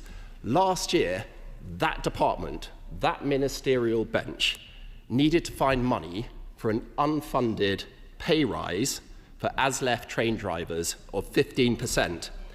Where did they get that money? Their first choice was to go after bus passengers, and their second choice was to go after pensioners, and I will give way. The Shadow Minister for giving way. He talks a lot about price, but yet he is defending a system where my constituents have to get 3, sometimes even more, buses and then pay individual fares. Under the system proposed in this bill, we could have an integrated system, a price cap, like we have here in London. Why does he not support that principle? I'm actually happy with that principle. In fact, it was a Conservative principle first brought in 2016. There is no, you can't have one or other. That's a false analysis. Pricing was a political decision by that ministerial team. Choosing to raise prices from £2 to £3, voted for by all the honourable and right honourable members opposite. They made that political choice. Whether you have a franchise scheme or an enhanced partnership scheme or any other form of scheme has nothing to do with the primary political choice of the members opposite to raise prices on bus passengers to pay for unfunded union pay rises. And that is simply the fact. I will give way. Thank you very much for giving way. Talking about political choices, this happens local and nationally. We have Labour members trying to talk about the last 14 years. In 2017, we won control of Lancashire County Council and increased the bus budget by 50%, putting on bus routes that the Labour Party in Lancashire had made those political decisions to cut. In the same way, they have chosen to put the price up from £2 to £3. These are political choices. My friend is entirely right, and I make reference to Norfolk County Council, another Conservative council, and the one in which my constituency is based. They have an enhanced partnership with the bus companies that has been, again, more effective in driving bus ridership than the franchise process that we have seen in Manchester, at least as it's been enacted by the Mayor of Manchester, Andy Burnham. Now, when it comes to franchising, I'll come on to it more fully now, what this bizarre piece of draft legislation appears to do is to take a good idea in principle, and make it worse in practice. Under the Conservatives, from 2016, the Honourable Member will be aware, That government recognised the potential for regional-based transport integration. He is quite right. Mayoral combined authorities had the scale and the resources and, frankly, the financial sophistication to be able, in principle, to take on the responsibilities of creating a franchise scheme and having thereby more control over the design of the public transport operation in their areas. That was a Conservative innovation, and I support it. But in that legislation, other local transport authorities also had the ability to apply for franchise status, if I loosely call it that. But there is a concern there, which is that smaller local authorities don't have as many resources, whether it's financial resources or the top-tier management in order to deal with experience into the design of these kind of operations. And so a critical safeguard was inserted in the 2016 legislation, which required those authorities, should they wish to go down the franchise route, should they have created a plan, to obtain the approval of the Secretary of State for their plans.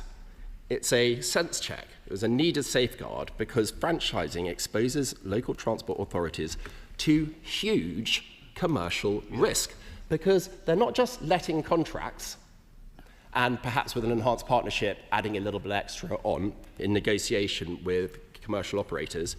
They become responsible for the design of the full bus map, the design of the full timetable, the resulting commercial liabilities of providing all those buses and the drivers, and on one hand, they either pay a bus company to operate for a fee with no commercial risk, they just turn up and do what they're told, or, even more exposed, they create a municipal bus company and do it themselves.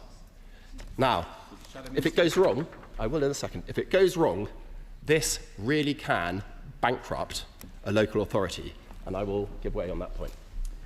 I thank the Shadow Minister for giving way. And on that point around financial risk for local authorities, does he agree that for local authorities like mine, the Isle of Wight Council, there is absolutely nothing in this bill that they could possibly want to touch when it comes to franchising for buses across my constituency, because the risk for small unitary authorities is just far too great. And if there's any opportunity in here at all, which I'm not sure there is, it will only apply to large city councils and metropolitan areas.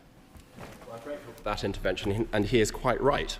And there is some good in the amendments, because I'm going to come on to amendment number 58, which reinserts the Secretary of State's safeguard, the safeguard not prohibiting small unitaries from developing a franchise model, but having the ability for the Secretary of State to sense check the commercial ability of that organisation to take the very significant commercial risks that franchising brings with it.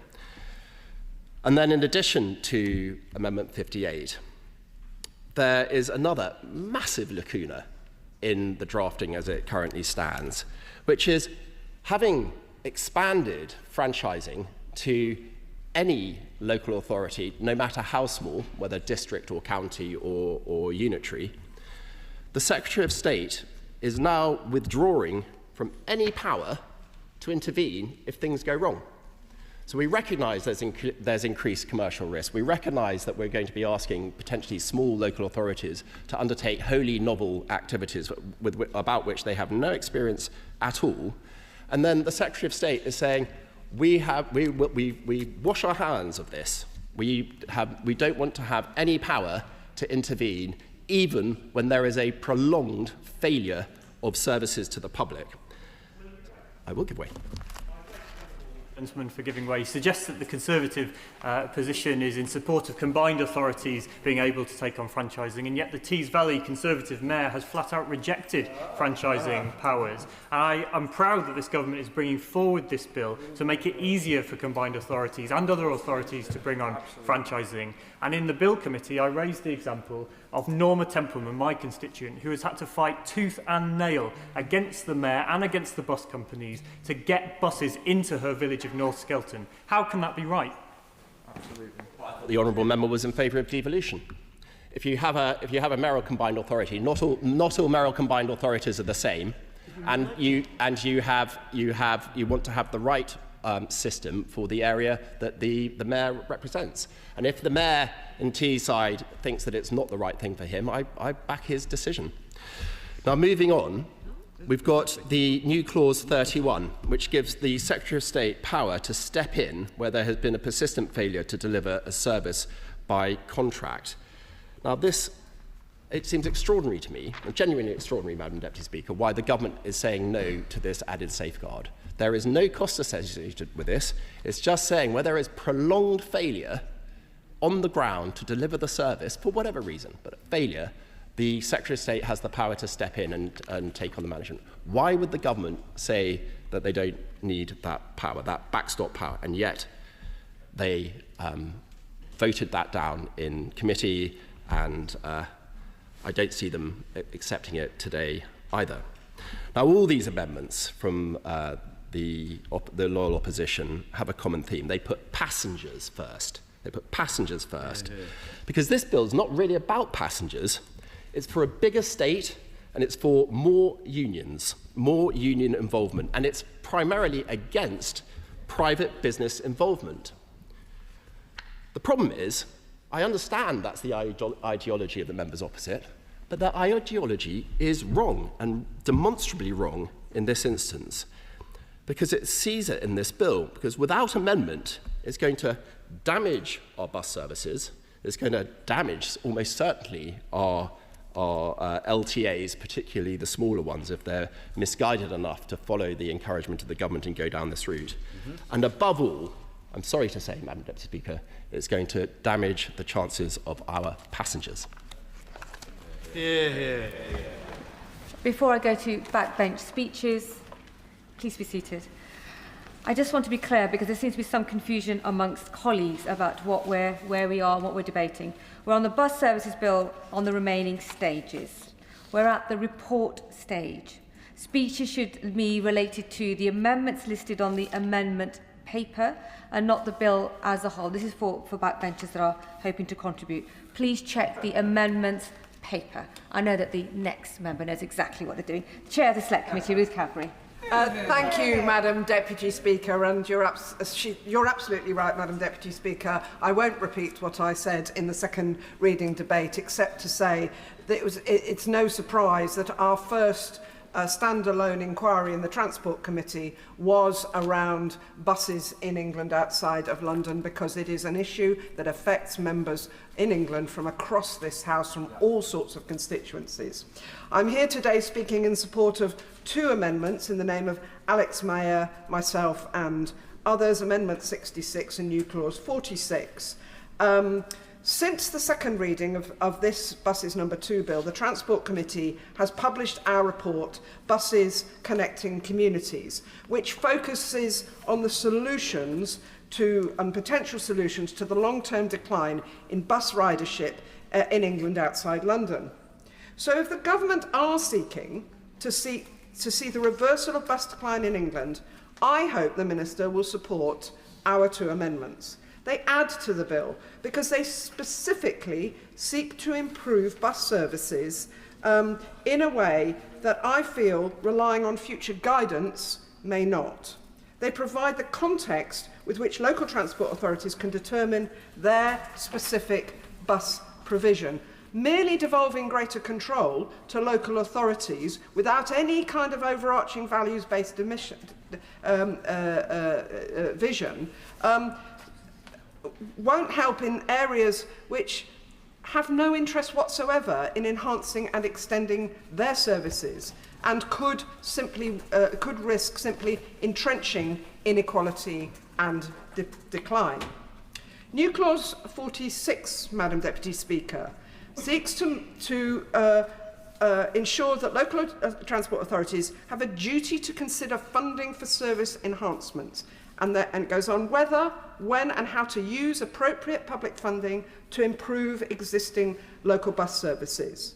And it must have regard to, and there are about 6 principles here, potential for increased ridership, the overall sustainability of the network, the service improvements, particularly frequency of existing services, extending operating hours, improving the reliability of services or their integration with other modes of transport, or extending the routes of local services. Now we know that progressive local authorities are committed to enhancing and expanding the public transport in their areas, and they do this. We have great examples under Labour mayors in Greater Manchester, South Yorkshire and the West Midlands. Because more people on more buses address the policy objectives that they and we in Labour seek to achieve. Objectives of addressing congestion, air pollution, carbon emissions, social and economic isolation, and of course, growth. But, Madam Deputy Speaker, I fear there are, and there could be more, local authorities that care little for these important objectives, objectives that are central to this government's values. This new Clause 46 therefore bakes in a duty on local transport authorities to consider using appropriate funds to improve bus services where this would grow ridership or improve sustainability of the overall network. It sets out specific factors to be taken into account when making such decisions. It enables bus user groups and others to measure their transport authorities' intentions against these basic objectives. It comes from, our amendment comes from the committee's recommendation 117, that says the department should require local transport authorities to consider using grant or fare box funding to enhance existing local bus services. The need to improve local bus services while growing ridership was a focal point of evidence received by our committee. On that point, would the Honourable Lady accept that increasing the fare cap from £2 to £3 is likely to reduce ridership, whatever is contained in this clause? Yeah. In a context of devolution within an overarching sense of values. So I'm not going to go into the specifics of what a bus fare level should be, but that the overall ridership and the sustainability of the bus system is a key objective. And as I know the Minister will say, devolution of how that happens is up to the local transport authorities. But can I go back to the evidence that we heard in our committee? As everybody here knows, buses remain the most used form of public transport, yet the decline in the number of bus journeys in England outside London has dropped from 4.6 billion in 2009 to 3.6 billion in 2024. And alongside declining journeys, the need to improve services and increase ridership also speaks to the evidence received by the committee about how a lack of access to buses has had an impact on social isolation. Transport for the North told the committee that in 2024, some 11.4 million people across England were facing transport-related social exclusion, with evidence that actually the problem was worse in towns rather than our cities. The Minister told us that the government intended this bill to deliver services that were more affordable, reliable, faster and better integrated. However, when pressed on whether people in England would see more buses to more places by the end of this Parliament, he said that is certainly our intention and we're doing everything possible to make it happen. My contention is that without that baked into the body of the bill, there is a risk that in many places and over time there could be a continued decline in bus services. I now go on to Amendment 66 to Section 14 on socially necessary services. And we ask that Clause 14, page 10, line 5, after services, insert, quote, along with a description of the criteria or methodology used to determine which services are considered socially necessary, i.e. for the local transport authority to define how that is, but in a publicly accepted way, a publicly visible way. And that the amendment asks that local authorities should be required to produce a transparent methodology for how they determine these socially necessary services. The North West Surrey Bus Users Group argued to the committee that a clear and consistently applied definition was essential for holding local authorities accountable for maintaining basic service levels on loss-making routes. They warned that in the absence of sufficient guidance to date, some authorities had, to a greater or lesser extent, abdicated their responsibilities. And as a result of evidence, such as from the North West Surrey Group, the committee in our report recommended that the department should mandate local transport authorities to publish their own, the local authorities, transparent methodology for how they determine which bus services qualify as socially necessary to ensure public accountability. So hence this amendment.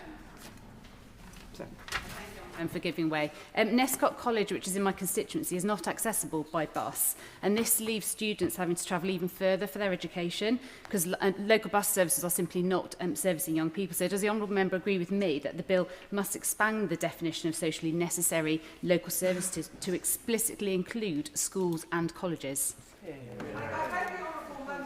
And her point goes to the heart of what I'm saying, is that it's not for this bill and this government to define whether or not colleges, schools, etc. should be. One would hope they would be. But it's for the local authority to define their socially necessary services according to the needs in their areas. And that they publish it, and that be in the bill. And I know I'm pretty sure the Minister will say, don't worry, Chair of Select Committee, it'll be in guidance. My concern is that guidance is to some extent discretionary or can be changed over time.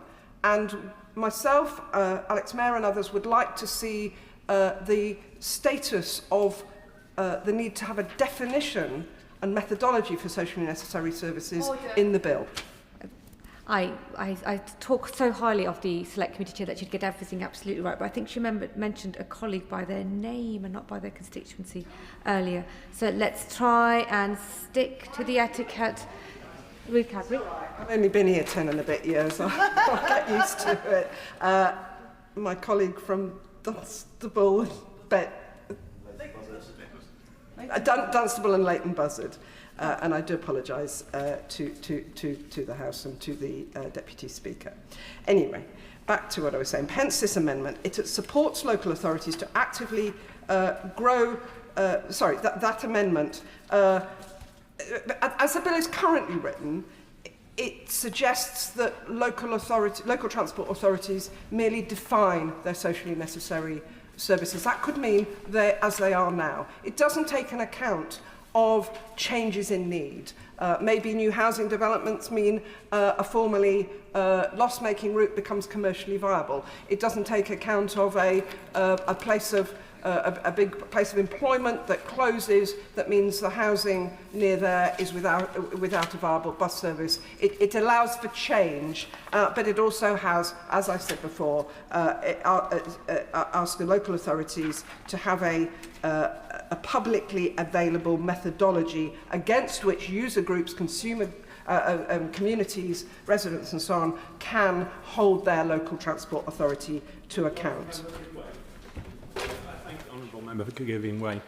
Would she agree with me that in addition to these socially necessary routes, we have the practice today where the companies such as Stagecoach in my constituency cut the frequency of essential buses, like the number 2 from Exeter through to Dawlish and on down towards Paignton.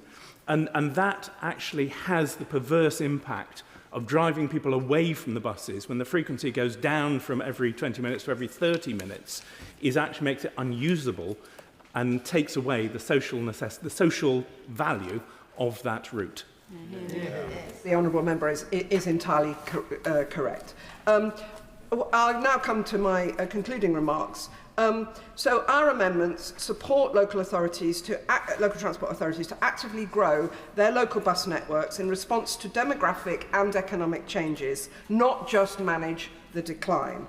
Without them, the only requirement, and particularly for the Amendment 66, the only requirement is for them to list their current services. So whilst honouring the government's rightful drive on devolution, our committee would not want any local transport authority to walk away from the government's important objectives this bill seeks to address, to promote growth, particularly in towns across England, and to promote reliability and integration and address social isolation, inequality, traffic congestion and pollution. Thank you, Madam Speaker.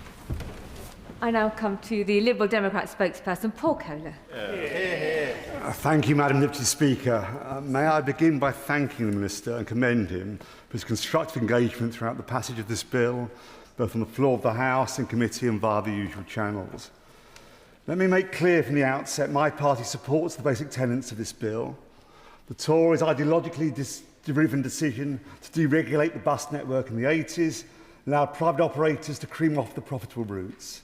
The policy paid scant regard to the many unprofitable, mainly rural routes, serving small communities, which, unless subsidised by an increasingly hard-pressed local government, were simply abandoned. Since 1985, as a direct consequence of their meddling, the number of bus journeys taken in this country has fallen by over 2 billion. A decline of almost 40%, with over 8,000 services cut or withdrawn altogether. In counties such as Shropshire and Devon, and across the country, from Cornwall to Caithness, entire villages lost daily services, with some areas reduced to 1 bus per week or none. The Bus Services Bill consequently represents a bold attempt to reverse that decline. If implemented properly, which will require more funding than currently on offer, it could be transformational, returning control over local bus networks to local communities. It will remove bureaucratic barriers to franchising, enabling local authorities to design routes, timetables, fares and branding that meets the actual needs of communities, whilst allowing profitable routes to cross-subsidise the unprofitable ones, rather than lining the pockets of big business, opening up the possibility of a more reliable, integrated and affordable network, so crucial for rural and deprived areas currently facing steep service declines. Liberal Democrats want to ensure this legislation fulfils its potential by empowering local communities, protecting vital routes and driving the shift to greener, fairer transport. We know how important buses are to people's daily lives, and if this bill is to succeed, it must put passengers first. That is why my honourable friends and I have submitted so many amendments. Many, I acknowledge, will not be called for a vote. But even at this late hour, I ask the Minister to please cast his eye over them and see which ones he might still accept. It is worth highlighting that no fewer than 42 amendments were accepted at report stage in the Lords.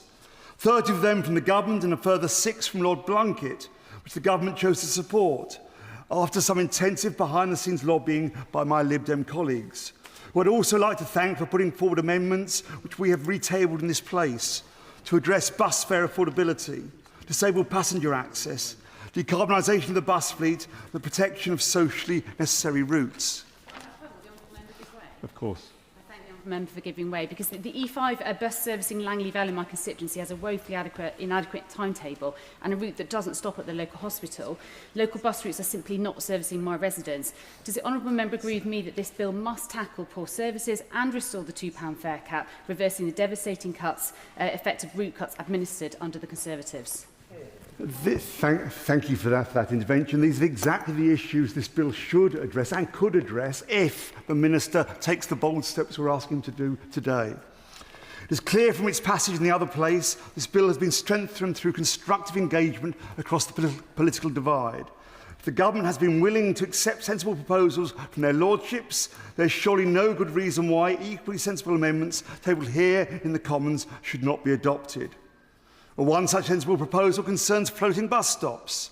Badly designed floating bus stops are a menace to the disabled, old and infirm, and in particular the visually impaired, which is why my party tabled new Clause 17, requiring the Secretary of State to not only conduct a review, but where necessary retrofit all current floating bus stops. Why we also support the amendments tabled by the Honourable Member for Battersea, and welcome the Minister's concessions on this issue. I will now address the 3 amendments we continue to press with most conviction before turning to the new clause proposed by my honourable friend, the member for Harrogate and Knaresborough. Our Amendment 10 addresses the scourge of headphone dodgers. This is not a trivial matter. Many passengers feel unsafe or uncomfortable when others play loud content on their devices without headphones, oblivious of those around them. This is not simply an irritation. It causes genuine distress to many trying to travel in relative peace and quiet, with over 75% of those who use public transport stating it disturbs them in a recent Savanta poll, and over 80% of people in a separate YouGov poll agreeing it is unacceptable. Would the honourable gentleman give way? I will. I'm grateful to the honourable gentleman for giving way. Does he agree with me that it's rather odd that these provisions apply to those that travel on trains and not to buses? And can he understand why the government makes this distinction? Yeah, good point. I thank the honourable member for his intervention. I agree entirely. We need a simple rule across all public transport. I also think it's odd the honourable member is making that point after his colleagues jeered me when I raised this first at PMQs a few months ago. But thank you for your support now. Our amendment would allow local transport authorities to introduce bylaws prohibiting such disruptive antisocial noise, and is a simple, practical measure that will make bus travel better for everyone. Some have argued such measures are illiberal, but liberalism, unlike libertarianism, is as concerned with responsibilities as rights. And my right to play loud content on my phone does not preclude my responsibility to not cause you unnecessary disturbance by failing to plug in my headphones. After all, that is why they were invented. When I first raised this issue at PMQs, as I've mentioned, the Conservatives and Reform, who aren't here, of course, jeered the suggestion. Although I cannot say whether or not the honourable member for Basildon Billericay or other members of the opposition front bench on transport joining that chorus. And whilst the Prime Minister, in his extremely constructive answer to me, agreed it was a serious issue, his Labour colleagues on the committee voted down this amendment at committee stage, which the Tories, consistent with their previous hostility, also refused to support. Now, in a bizarre volte-face, the Conservatives have now tabled an amendment that mirrors our own, whilst the Shadow Transport Secretary has taken to the airwaves in recent weeks, demanding action on headphone dodgers, having miraculously seen the light, or at least heard the noise. Although whether this was from headphone dodgers or Conservative HQ focus groups, I will leave others to judge.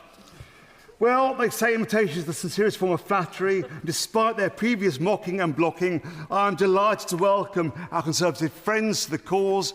I would ask the Minister to listen again, which might be a downside easier to do if this amendment is accepted and the headphone dodgers consigned to history. He will doubtless say, as he did in committee, that the bill already gives local transport authorities the ability to address antisocial behaviour. However, it doesn't explicitly reference the scourge of auditory disturbance, which is so serious a problem to surely merit the individual attention our clause provides. Empowering local transport authorities to create a bus environment that is safe, civil and comfortable for everyone. If the government is serious about improving the passenger experience, they, like the late arriving Conservatives, must surely come round to supporting this sensible Liberal Democratic policy, which, according to Savanta, is supported by a vast majority of the public, with only 13% opposed. Turning to new Clause 1, which would have reinstated the £2 bus cap.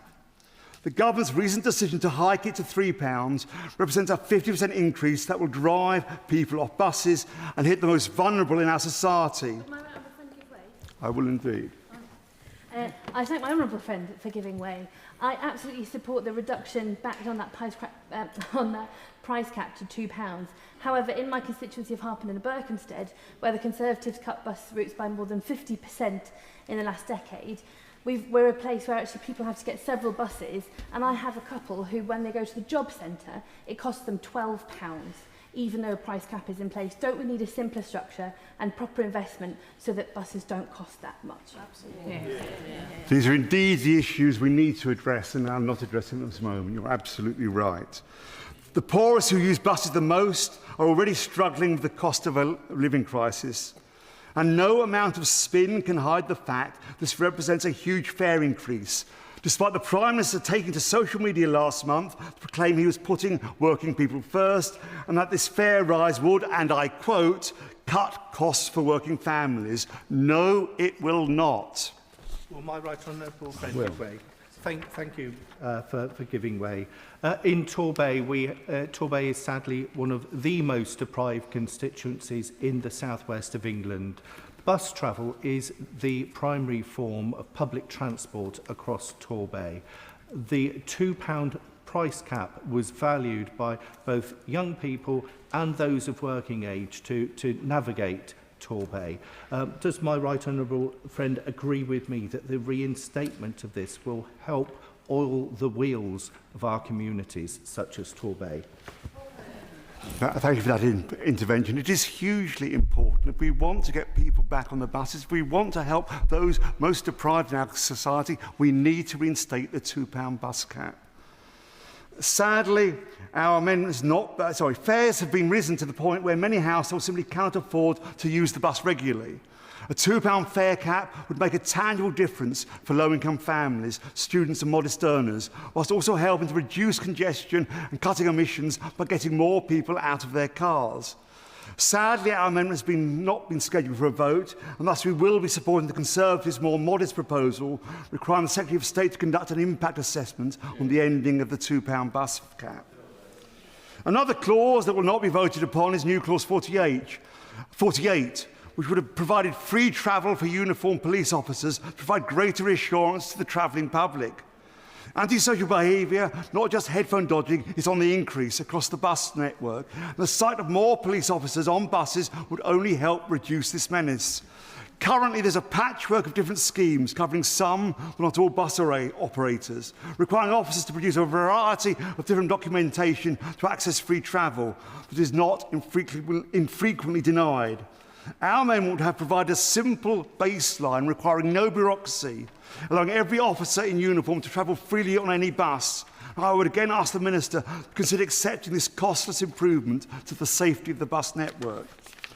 I now turn to a hugely consequential cross-party amendment tabled by my Liberal Democrat colleague, the Honourable Member for Harrogate and Knaresborough, whose work on this bill has been thoughtful and persistent. His new Clause 2 requires the Secretary of State to remove time restrictions on the use of disabled concessionary travel passes. Has been supported not just by my party, but from MPs across the House, including from the government's own benches. Disabled passengers forced to travel at restricted times under current rules face unnecessary barriers to jobs, appointments and social inclusion. Removing time restrictions would allow them to use the bus network when they need it. It is right that the House should support this new clause. I warmly congratulate my honourable friend on bringing it forward. Rigid time slots reflect outdated thinking. Disabled people deserve travel choices that reflect real-life needs, whilst, if, as they claim during their ill-fated attempt to reduce PIP before recess, the government really wants to help more disabled people back into work, removing such restrictions would be a wonderful place to start. I'm delighted Mr Speaker has scheduled new Clause 2 for a vote and would ask members from across the House to bear witness to the cross-party support it has already received by voting together in support of it. Hear, hear. Let me conclude by saying my party welcomes this bill, which will make a real difference to our bus network. But I call on the Government and the Minister to not allow petty party rivalry and tribalism to stand in the way of making it even more effective by voting against these sensible amendments and new clauses. Thank you. I call Graham Morris. Thank you, Madam Deputy Speaker, for calling me to speak in this important debate. I declare an interest as a member of the RMT and Unite parliamentary groups and refer members to my register of interests. I also thank the RMT for their support in scrutinising this bill. With thousands of members working in the bus sector across England, they are uniquely placed to contribute their expertise. But, Madam Deputy Speaker, the context is stark. In 2024, there were 76 million fewer bus journeys in the North East compared to 2010, a fall of more than a third. That decline is not just a statistic. It represents missed shifts, social isolation and communities cut off from opportunity. I want to place on record that I do support the bill, but I want to speak to the 4 amendments in my name, new clauses 25, 26, 27 and 35, and to voice my support for new clause 45. New clause 27 would create a national bus forum of government, local transport authorities, operators and trade unions. Deregulation has left the sector fragmented making it hard to tackle challenges like recruitment, retention, skills and safety in a coherent way. The Transport Select Committee inquiry into the health of the bus market, that was the 2018 committee inquiry, when I was actually serving on the committee at that time, recommended that the government strategy be underpinned by a national forum to share information on service improvements, workforce issues and safety. Indeed, the National Audit Office echoed this, urging the DfT to use the Bus Centre of Excellence to collate and share best practice. A national forum would provide that structure and oversight. But national oversight alone is not enough.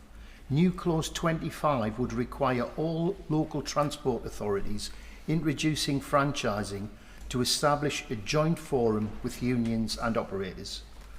The government does say it expects LTAs to engage with unions, but expectation is not a guarantee. But leaving it at expectation will not guarantee meaningful engagement everywhere. As we heard from my honourable friend, there are inconsistencies, including in the Tees Valley. Some LTAs are experienced in working constructively with unions, but others are not. A statutory requirement would ensure consistent and meaningful engagement everywhere. New clauses 25 and 35 on enhanced partnerships. Many local transport authorities will opt for enhanced partnerships instead of franchising. That's a matter for them. At present, stakeholder forums must include passengers, businesses and neighbouring authorities, but unions are not listed. I respectfully say to the Minister, if the aim of stakeholder forums is to involve those most directly affected, then surely the workforce cannot be excluded. New Clause 26 and 35 would remedy that by requiring trade union participation in every enhanced partnership forum. And can I say in relation to New Clause 45, which relates to nighttime bus services, I support New Clause 45, tabled by my honourable friend, the member for Haywood and Middleton North. It would establish a legal duty for councils to provide a minimum level of nighttime bus services to local employment centres, ensuring workers such as nurses, hospitality staff and factory employees can get home safely. This is particularly important for women, given that more than 1 in 4 will experience some sort of sexual assault in their lifetime. Nighttime buses are not just a matter of convenience, but of safety. In conclusion, Madam Deputy Speaker, taken together, new clauses 25, 27, 26 and 35 form a coherent package, national oversight and best practice matched by consistent workforce engagement at local level. Alongside new clause 45, they show what this bus bill should achieve, a bus system that is accountable, safe and responsive to the needs of both passengers and staff. If the government cannot accept these amendments, I urge the Minister to commit instead to addressing these matters through guidance or through a code of practice, and to meet with the trade unions and stakeholders to decide how this might be achieved. The bill represents an opportunity to reshape bus services for the better, but it will be wasted if we repeat the mistakes of deregulation, fragmentation, inconsistency and sidelining the workforce. These amendments are about making sure that this time we get it right. Thank you. Sir Julian Lewis. Thank you, Madam Deputy Speaker. I rise to support new clause 47 in my name and in the name of the honourable member for Harrogate and Knaresborough, and I also would make a passing reference to his own excellent new clause 2, which I wholeheartedly support and which, as we have heard, is designed to remove the time restrictions on which disabled persons' concessionary bus passes can be used. New clause 47 is very simple and I would like to think very logical. It simply requires that the Secretary of State, in relation to the English National Concessionary Travel Scheme, should, within 12 months of the Act receiving royal assent, bring forward proposals to extend the scheme to include companion passes for disabled persons who require the assistance of a designated companion in order to use the bus network. I was first alerted to this problem by a very effective lobby done in Parliament a few months ago, which other honourable and right honourable members may well remember. And I was lobbied by a number of my constituents who were saying to me that there was not much point in having a concessionary pass to use the buses free of charge if they were unable to do so except when helped by a companion.